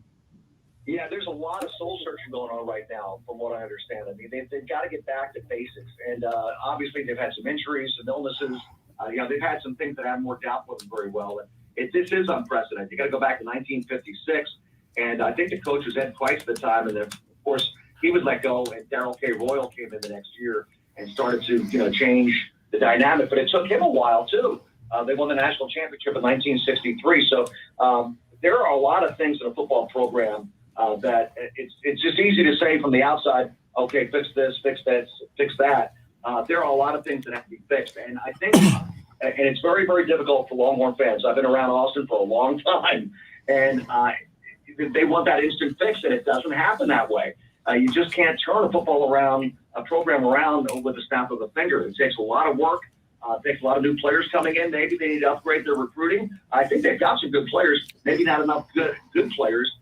But they've got to work on the line, the offensive line and the defensive line. That's been a problem. I was talking about how impressed I was early in the season and continue to be impressed by Bijan Robinson, of course, is now out with the elbow injury and won't play in the K-State game and missed the last game as well. But the difference between Bijan Robinson and Ricky Williams, because Ricky, remember, stayed for his senior year, they had a good offensive line. I mean, there are guys like Jay Humphrey and Dan Neal. I think Dan might have been gone by then, but Octavius Bishop. They had some really good offensive linemen who later played in the NFL, and I don't know that there's any NFL linemen right now on the Texas Longhorn offensive line. So I think that's something that they have to address in recruiting, is getting a good offensive line, because I always look at that first. If you're going to tell me that you got a good football team, that means you can run the ball. You got to be able to run the ball. And obviously the quarterback position, Hudson Card and Casey Thompson both shown flashes. I don't know that we've seen quite enough of Hudson Card. And again, this is a true freshman, or is he a redshirt freshman? I'm not sure, but it's his first year playing Hudson Card. And, you have to just let guys, make some mistakes and grow. And this is a very impatient fan base here. They expect the glory days, and the glory days may one day come back, but it's not happening right away. It doesn't happen, overnight. So I think they need to have patience with Steve Sarkisian. He was talking about what's going to be happening in his fourth year. Well, they haven't had a fourth-year coach in a while. I think Mac Brown was in his fourth year in 02. So the fan base and the athletics department and all that, they've got to really kind of pull together and support this guy because you can't keep changing coaches and spending money and, buying out coaches. That's not the way to success in any program. Look at success the Spurs have had, by sticking to it, and obviously Pop is the longest tenured coach in the NBA. But you see all these other unsuccessful programs that change coaches every couple of years. Think of Sacramento just fired Luke Walton the other day. How many coaches have they had, since Pop has been the head coach in San Antonio? So I think that it's difficult because, fans aren't patient. They want instant gratification. But at the same time, you just got to try to look for little victories along the way. And hopefully the recruiting will be good, that you can start building from the ground up. Bill, wanted to get your thoughts today on LeBron James. He made headlines the other night by sending one of his elbows towards the face of another player, drawing blood. It got crazy on the court. Both players ended up getting suspended one game. It feels very out of character for him. Is this just because he's in that latter half of his career and he wants to keep winning championships? Right now, things just aren't going the Lakers' way. Or what are you thinking on this? Because I know you've obviously gotten to see him play in person time and time again throughout his career, but this just seems very, very out of character. I've never seen him as a dirty player or as a guy who throws a lot of elbows. That was unfortunate. And these things happen in the course of a game, but I don't know that anyone would say that LeBron James is a dirty player. Obviously, Isaiah Stewart got very upset, and he ended up getting a 2-game suspension. LeBron got a 1-game suspension. I'm sure it is very frustrating for LeBron because, he pretty much put this roster together when you look at it. He's the type of player that can, make a phone call and try to get an agent involved and, put together a roster. And I told you guys at the very beginning of the season, and Chris, you'll back me up on this, I'm not really into what the Lakers are doing right now. They've got too many older players. I think that it's very, very difficult to win in the NBA as a young team, and it's very difficult to win as an old team because older teams, guys break down, they can't play as many minutes. You have little things pop up here and there, and I just think it's going to be a very, very tough road. The Western Conference is very, very difficult for any team to get through, but a team that's got injuries, obviously, if you're older, you're going to have some of those, and they just haven't really been able to get into a rhythm. They lost again last night. Of course, LeBron was suspended for a game. But I'd be really surprised, to be honest with you guys, if the Lakers were in the finals. Yeah, and Bill, I absolutely remember you saying that at the beginning of the season. And with that Lakers loss last night, once again, they fall below 500 at 9-10. So going to be fascinating to see how the season plays out for the Los Angeles Lakers. Once again, tonight, Bill will have the call. Spurs hosting the Atlanta Hawks at the AT&T Center. Tip-off just after 7:30. Spurs radio game night on 1200 WOAI and the Spurs Radio Network at 7 with Bill. Bill Schoening, happy Thanksgiving to you, to your family. But before Thanksgiving, before we gorge ourselves on turkey and great food, we will see you on the radio tonight at 7 on a game night, game day. Thanks for taking the time. We appreciate it. Thanks, Chris and Shannon. Good to be with you today. All right. Thanks so much. Love Bill Schoening. Always great talking with him here every Wednesday. Coming up, can UTSA seal the deal and have a perfect season, at least a perfect regular season? Saturday, they are at North Texas. These teams do not like each other. Andy Everett, the voice of UTSA Athletics, joins us next. Thanks for hanging out with us till 9. She is the salty one. Jeremy making the show go. It's the Chris Duel Show. Woo! Woo!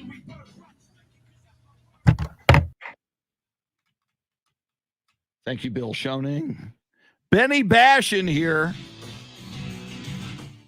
Benny Bash does a great radio show in Colorado. He's got a great podcast on sports betting. We've had him on the show a couple of times. We got to have him on the show more. Benny, if you're still in here, man, let's do this soon. Every time I see you, I remember it's like, God, we got to get Benny Bash back on the show. So we will certainly try to do that. Dean says, happy Thanksgiving. Thank you, Dean. Yeah, it is a tough time, Leo. What do the Longhorns have to do to get bowl eligible? we're about to see next season the beginnings of Steve Sarkisian getting his players in, the fruits of his recruiting. So hopefully that'll work out well. What I've heard some analysts say, and this is so true, teams like your big brands, like a Texas and like a USC, in my alma mater's case, when they're down, it's easier for them to come back to prominence quicker than other programs because of their brand and because of what they are able to do recruiting-wise. And if you need to go hire a head coach like USC does. So hopefully, in the case of Texas and in the case of USC, I say hopefully because I need them to come back so that I won't be in a foul mood every Saturday when they lose. Hopefully, Texas and USC turn things around.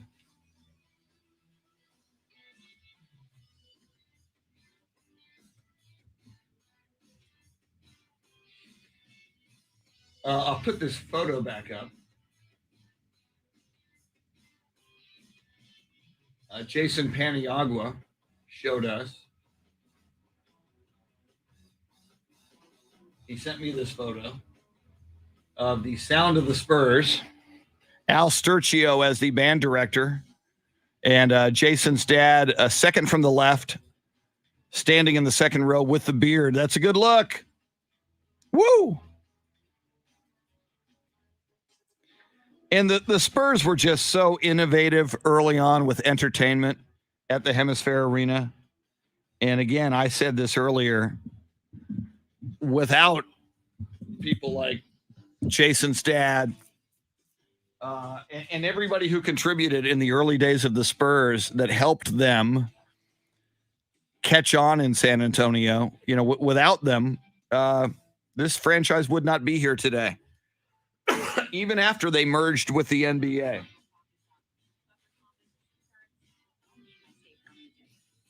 Coming up, Andy Everett will be joining us. See what other I got a bunch of old photos here from previous shows. I still have to work on my photo game here. And I haven't done it yet, but I will.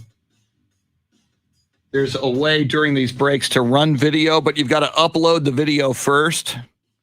So I'm going to work on uploading video. Hopefully I'll get to that during the Thanksgiving weekend here.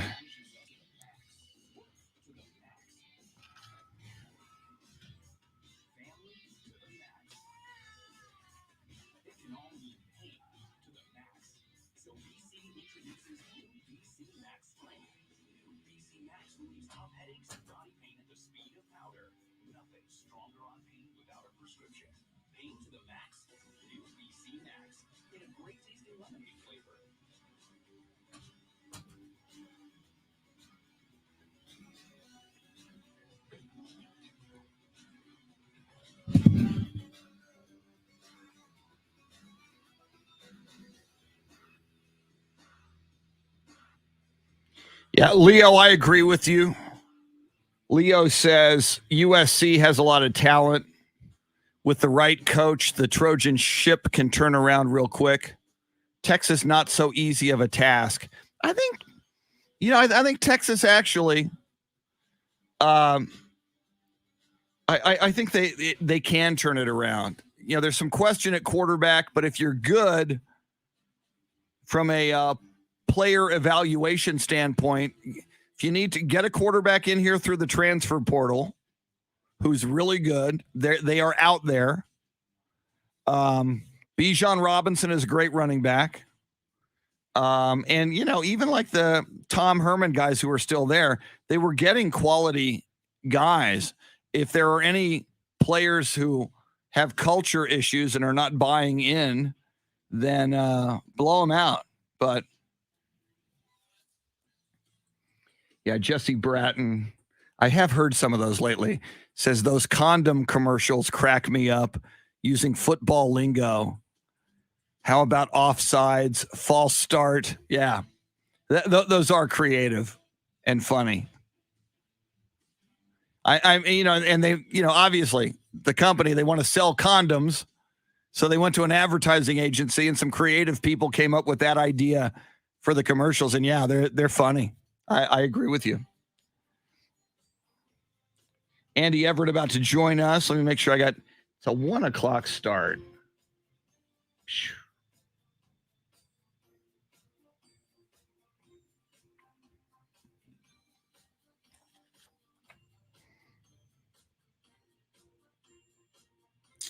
1 o'clock. Apogee Stadium in Denton. I'm guessing Apogee is a company that named the stadium.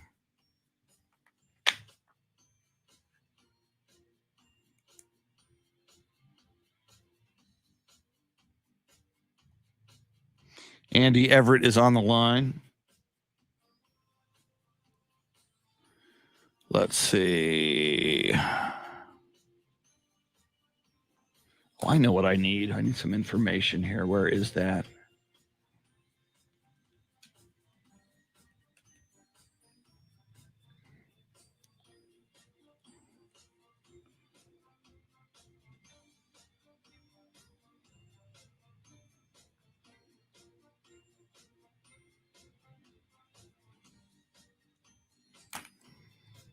Well, I got to see if I can find that Don Harris tweet.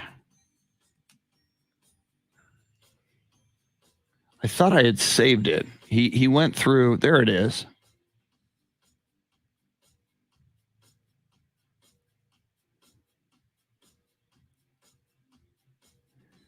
I'm going to try to copy this Don Harris tweet and put it in here if I can.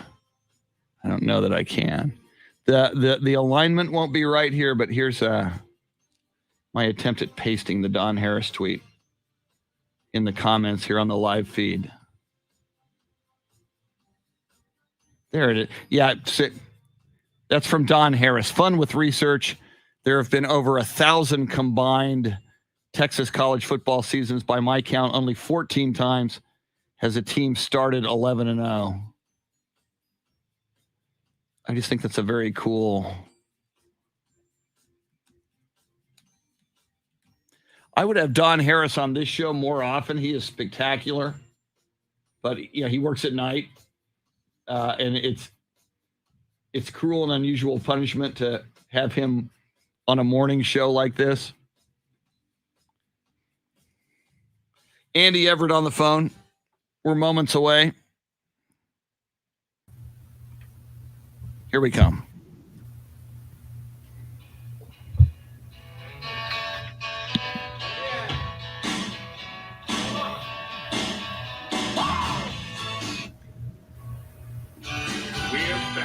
It's the Chris Duel Show with Shannon Salty Sweeney.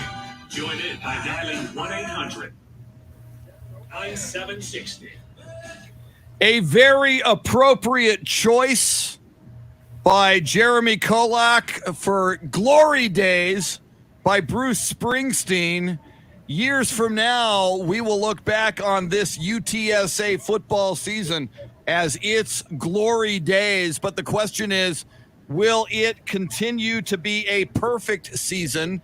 Will it conclude as a perfect regular season on Saturday in Denton, Texas against North Texas? Final game of the regular season, 11-0 UTSA. That's a 1 o'clock kickoff. That means pregame at 11 on Ticket 760 out of San Antonio with Andy Everett, Jay Riley, and Pat Evans. We've got the voice of UTSA athletics on the line, Andy Everett. And Andy, how does it feel having called every single UTSA football game since its inception to now be on the cusp of calling a game that could lead to a perfect regular season on Saturday? Well, I think this entire year has been, and Coach Taylor said this, pretty surreal. Everybody thought within the program that UTSA was better than Illinois. We didn't know if we were better than Memphis, and it turned out great at the end. It started off slowly. The Western Kentucky win, I thought, was a big win on the road. And then they just kept stacking good games on top of each other, and now here we are with a chance for a perfect season, and that doesn't happen very often. It doesn't happen to the Alabamas and the blue blood programs of college football very often either, and you just have to relish it, and I think this team is focused on North Texas this week, although I think it's going to be it's going to be more difficult this week than ever before for a number of reasons, but mainly because of all the energy and adrenaline and momentum that was spent last week in the game against UAB. Andy, kind of doing aside with the psychological side of things with UTSA, wanting to win this game, to have that perfect season, North Texas looking to become bowl eligible. Which facets of UTSA's game are they going to really need to be on point this Saturday when they do compete against North Texas? Well, I've had some conversations with people up there, and I think that most people think that UTSA has a more talented roster, but the most talented roster doesn't always win. And I think that's going to be the case in the history of football and probably 20 or 30 games this year. I think the biggest thing is UTSA has to play with the same determination and energy and focus that they have for the other 11 games. And North Texas is playing better. You look at their roster, though, they've got a lot of very young players, freshmen, sophomores, that are now 9, 10 games, 11 games into a season as freshmen and sophomores. So in essence, at this stage of the game, they're a year older. And so they're kind of figuring themselves out. North Texas started 1-6, and then has won 4 of the last 5 and 4 in a row. So that's pretty good for them. And this gets them in a bowl game if they can win. And this is undoubtedly UTSA's biggest rival. It has been since they started in 2013. UTSA was the double-digit underdog in 2013. They went up to Denton. They won the game. I think it was 21-12 or 22-13, something like that. UTSA dominated the game that day. It was Eric Sosa's senior year, and the headlines in the Denton the newspapers and media circuses was that they didn't give UTSA much credit. They thought they didn't win. UTSA didn't win. They all thought North Texas lost because they didn't play well. And so there's kind of been some bulletin board material on the wall for about 8 years. And this is a pretty even series. So it's a big game. It's a rivalry game. Both teams are going to recruit the Metroplex hard. And I think UTSA just has to come show up and play with the intensity that they have in the last 11 games. And that'll give them the momentum to win the game. He's the voice of UTSA athletics, Andy Everett. He'll have the call on Saturday as UTSA tries to complete a perfect regular season in Denton against North Texas. Andy, a moment ago, you were alluding to just how rare this is to have an opportunity to finish a perfect season. I did see a tweet after UTSA beat UAB last weekend. Don Harris, the news director at News 4 San Antonio, did research, and he looked at over 1,000 combined Texas college football seasons, 1,000 of them. And by his count, only 14 times in the state of Texas has any Division I college football team started a season 11-0.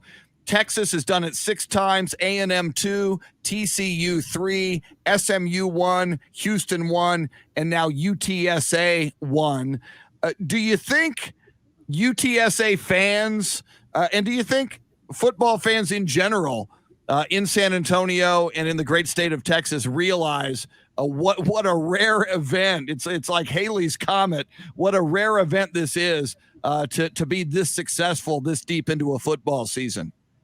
And I think it's even more difficult in this day and age where you have way much more parity than you did in the 70s, 80s, and 90s. In those days, the big teams like Oklahoma and Texas and A&M and Alabama and whoever, they had 115 players on scholarship. They had players on scholarship just so they wouldn't go play for the competition.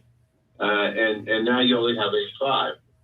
And so it's a lot more difficult now because everybody's is even and better, and Cincinnati can now play with the big boys and be in the top 4.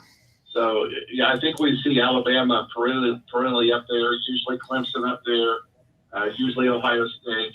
And then, in good years, Texas is going to win 10 or 11 games, and OU is going to do the same thing. And we think that this just happens all the time. And the reality of it, it's rare. That doesn't happen. And especially for the 12 super seniors to come back this year to do something, as they said, to do something special, this would be the most special thing you could think of. When Andy, with this team being 11-0, they were ranked number 22 last night in the college football playoff. Your thoughts on that ranking, and if you see them ending up any higher, maybe in the teens, if they are able to close out North Texas this weekend? Well, I think that's what everybody's hoping for, and I think the football committee is looking at it and saying, yeah, UTSA's had a good season and they're 11-0, but would they beat Oklahoma State? Would they beat Oklahoma? Would they beat any of those teams? Would they beat Michigan State or Michigan or Penn State or any of those teams?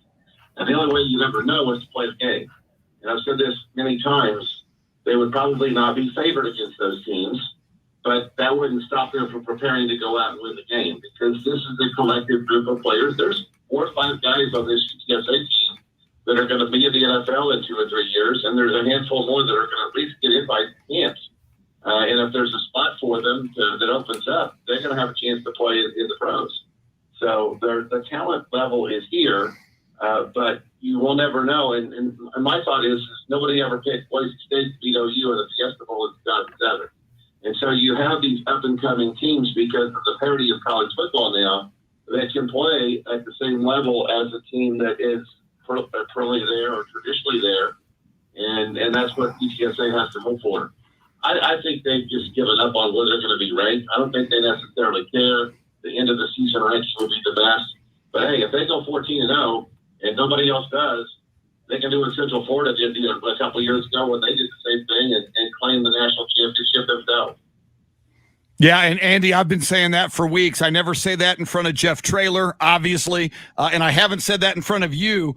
Yeah, I haven't said that in front of you, but I totally agree. And it is a travesty. If this were baseball, if this were basketball in the NCAA, you have a great season. You have an opportunity to play for a national championship. So if they run the table, everybody should get a ring. And if that day comes, we'll have that conversation with Jeff Traylor and see if he plans on it. I want to ask you, Andy, as we speak with Andy Everett, the voice of UTSA Athletics, earlier in the show, Andy, and you texted me on this story as well. April Ansira, businesswoman, Ansira Auto Group in San Antonio. You know her well. Lots of people in the community know her. She realized that students are not getting an allotment of tickets to go to the Conference USA Championship game at the Alamo Dome on December 3rd. So she decided to do something about it. She not only pledged $5,000 of her own money, she has gone around to the San Antonio business community and solicited contributions. HEB, Bill Greehey, the RK Group, a whole bunch of people have now come in, corporations have come in and kicked in money to send UTSA students to the Alamo Dome for the Conference USA Championship game on December 3rd. Want to get your comments, A, on what April Ansira is doing and has done, and B, on how essential it is for UTSA to pack the Dome on December 3rd. Well, I saw some poll, and I don't know who did it this week, but they had the best student sections in the country, and they had a UTSA student section ranked number 2. I don't even remember who was number 1. I just saw that ranking.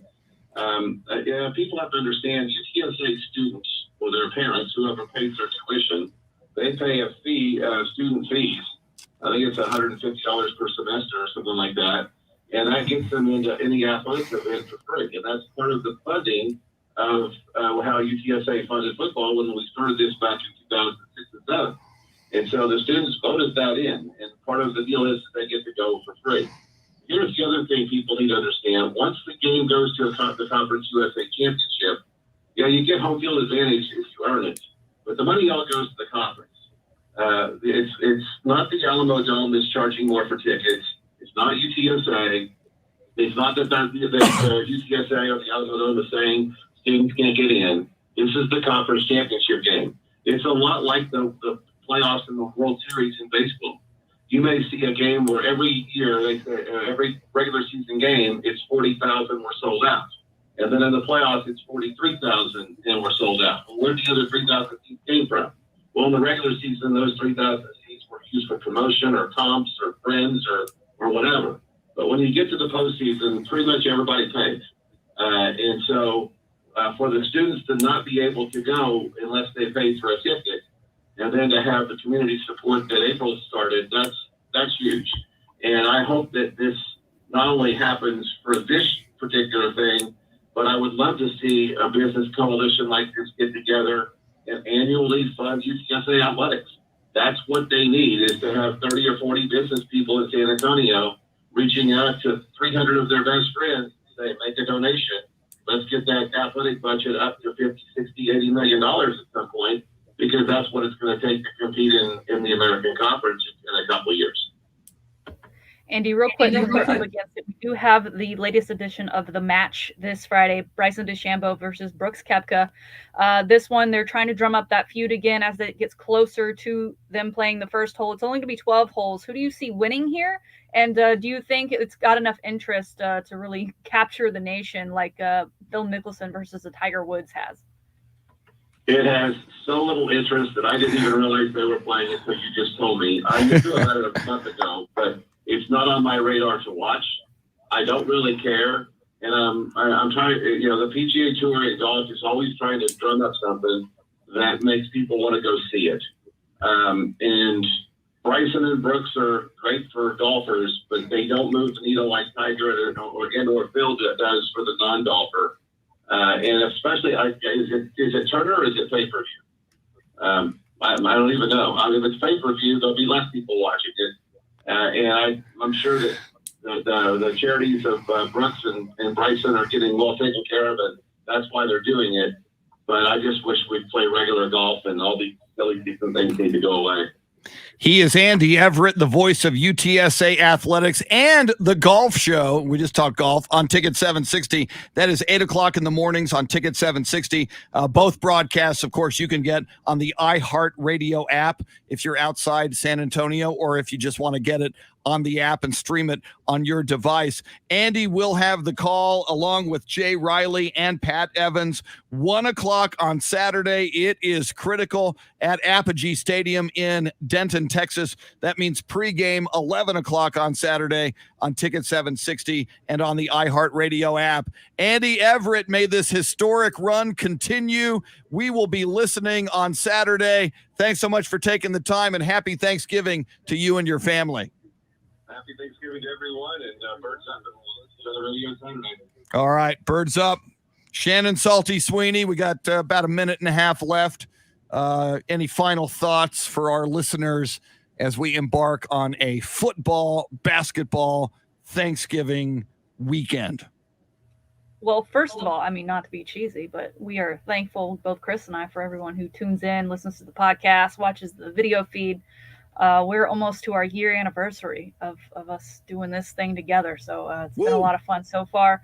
It's getting exciting as we near the end of the regular football season, which takes us to our poll question here today, Chris. What are you most looking forward to this Thanksgiving? Most people saying food with 33%, 29% saying football. That's certainly my vote. 25% saying family and friends, and 11% saying heavy drinking. As we said at the outset, this is the biggest drinking day of the year, which a lot of people don't realize, which is a crazy statistic.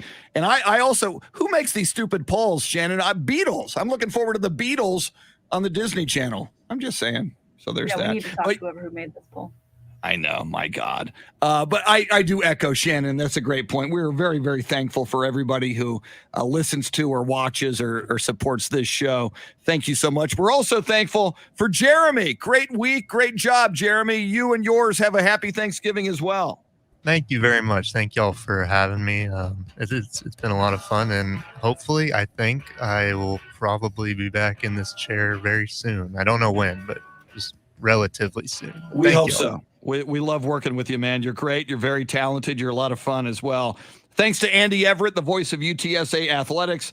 Thanks to Bill Schoening, who joined us earlier in the hour as well. Spurs Hawks tonight. And thanks, as Shannon said, to all of you. In addition to everything else, be mindful of what you are grateful for on this Thanksgiving weekend and be very, very safe. Enjoy and celebrate responsibly and watch out for those who are not being responsible. We will see you on Monday. Adios, amigos.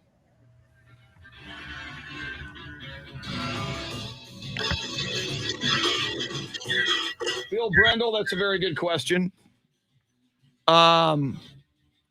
Quite possibly. We're going to do the Thanksgiving bill at my mother's place, and that's where they have the pool where we can dive in the water. So we might do that, Bill. So Bill Brendel, everybody else in here, I see 14 people at the moment. Happy Thanksgiving. Jason Paniagua, happy Thanksgiving and happy birthday to your dad. Louisa saying, birds up, hook 'em. Go Cowboys, happy Thanksgiving. Ralph Balderas, we will give you the final word. Happy Thanksgiving to everyone. Great show. Be safe throughout the weekend. Yeah, that's a big one. Be careful, be responsible. And even if you are, some people out there are not. Watch out for those people, especially if you're driving. Thank you, Bill Brendel. And Bernard Trefan. I lied. We give you the last word, Bernard. Happy Thanksgiving to you and yours. Be safe. Birds up. Go Cowboys. Go Spurs. Go Longhorns. Go Aggies. May your sports teams win. There's something in the... Jeremy was telling us that golf match is on TNT. All right. I am out of here. See you. I'll see you on Spurs React tonight after the game. We stream it here as well. So I'll see you guys and gals after the Spurs game tonight. That'll be at about 10 o'clock tonight ish on OAI's Facebook and wherever you're getting this now. I just push it out on every channel. So go Spurs, go. Beatles tomorrow night. Later. Happy Thanksgiving.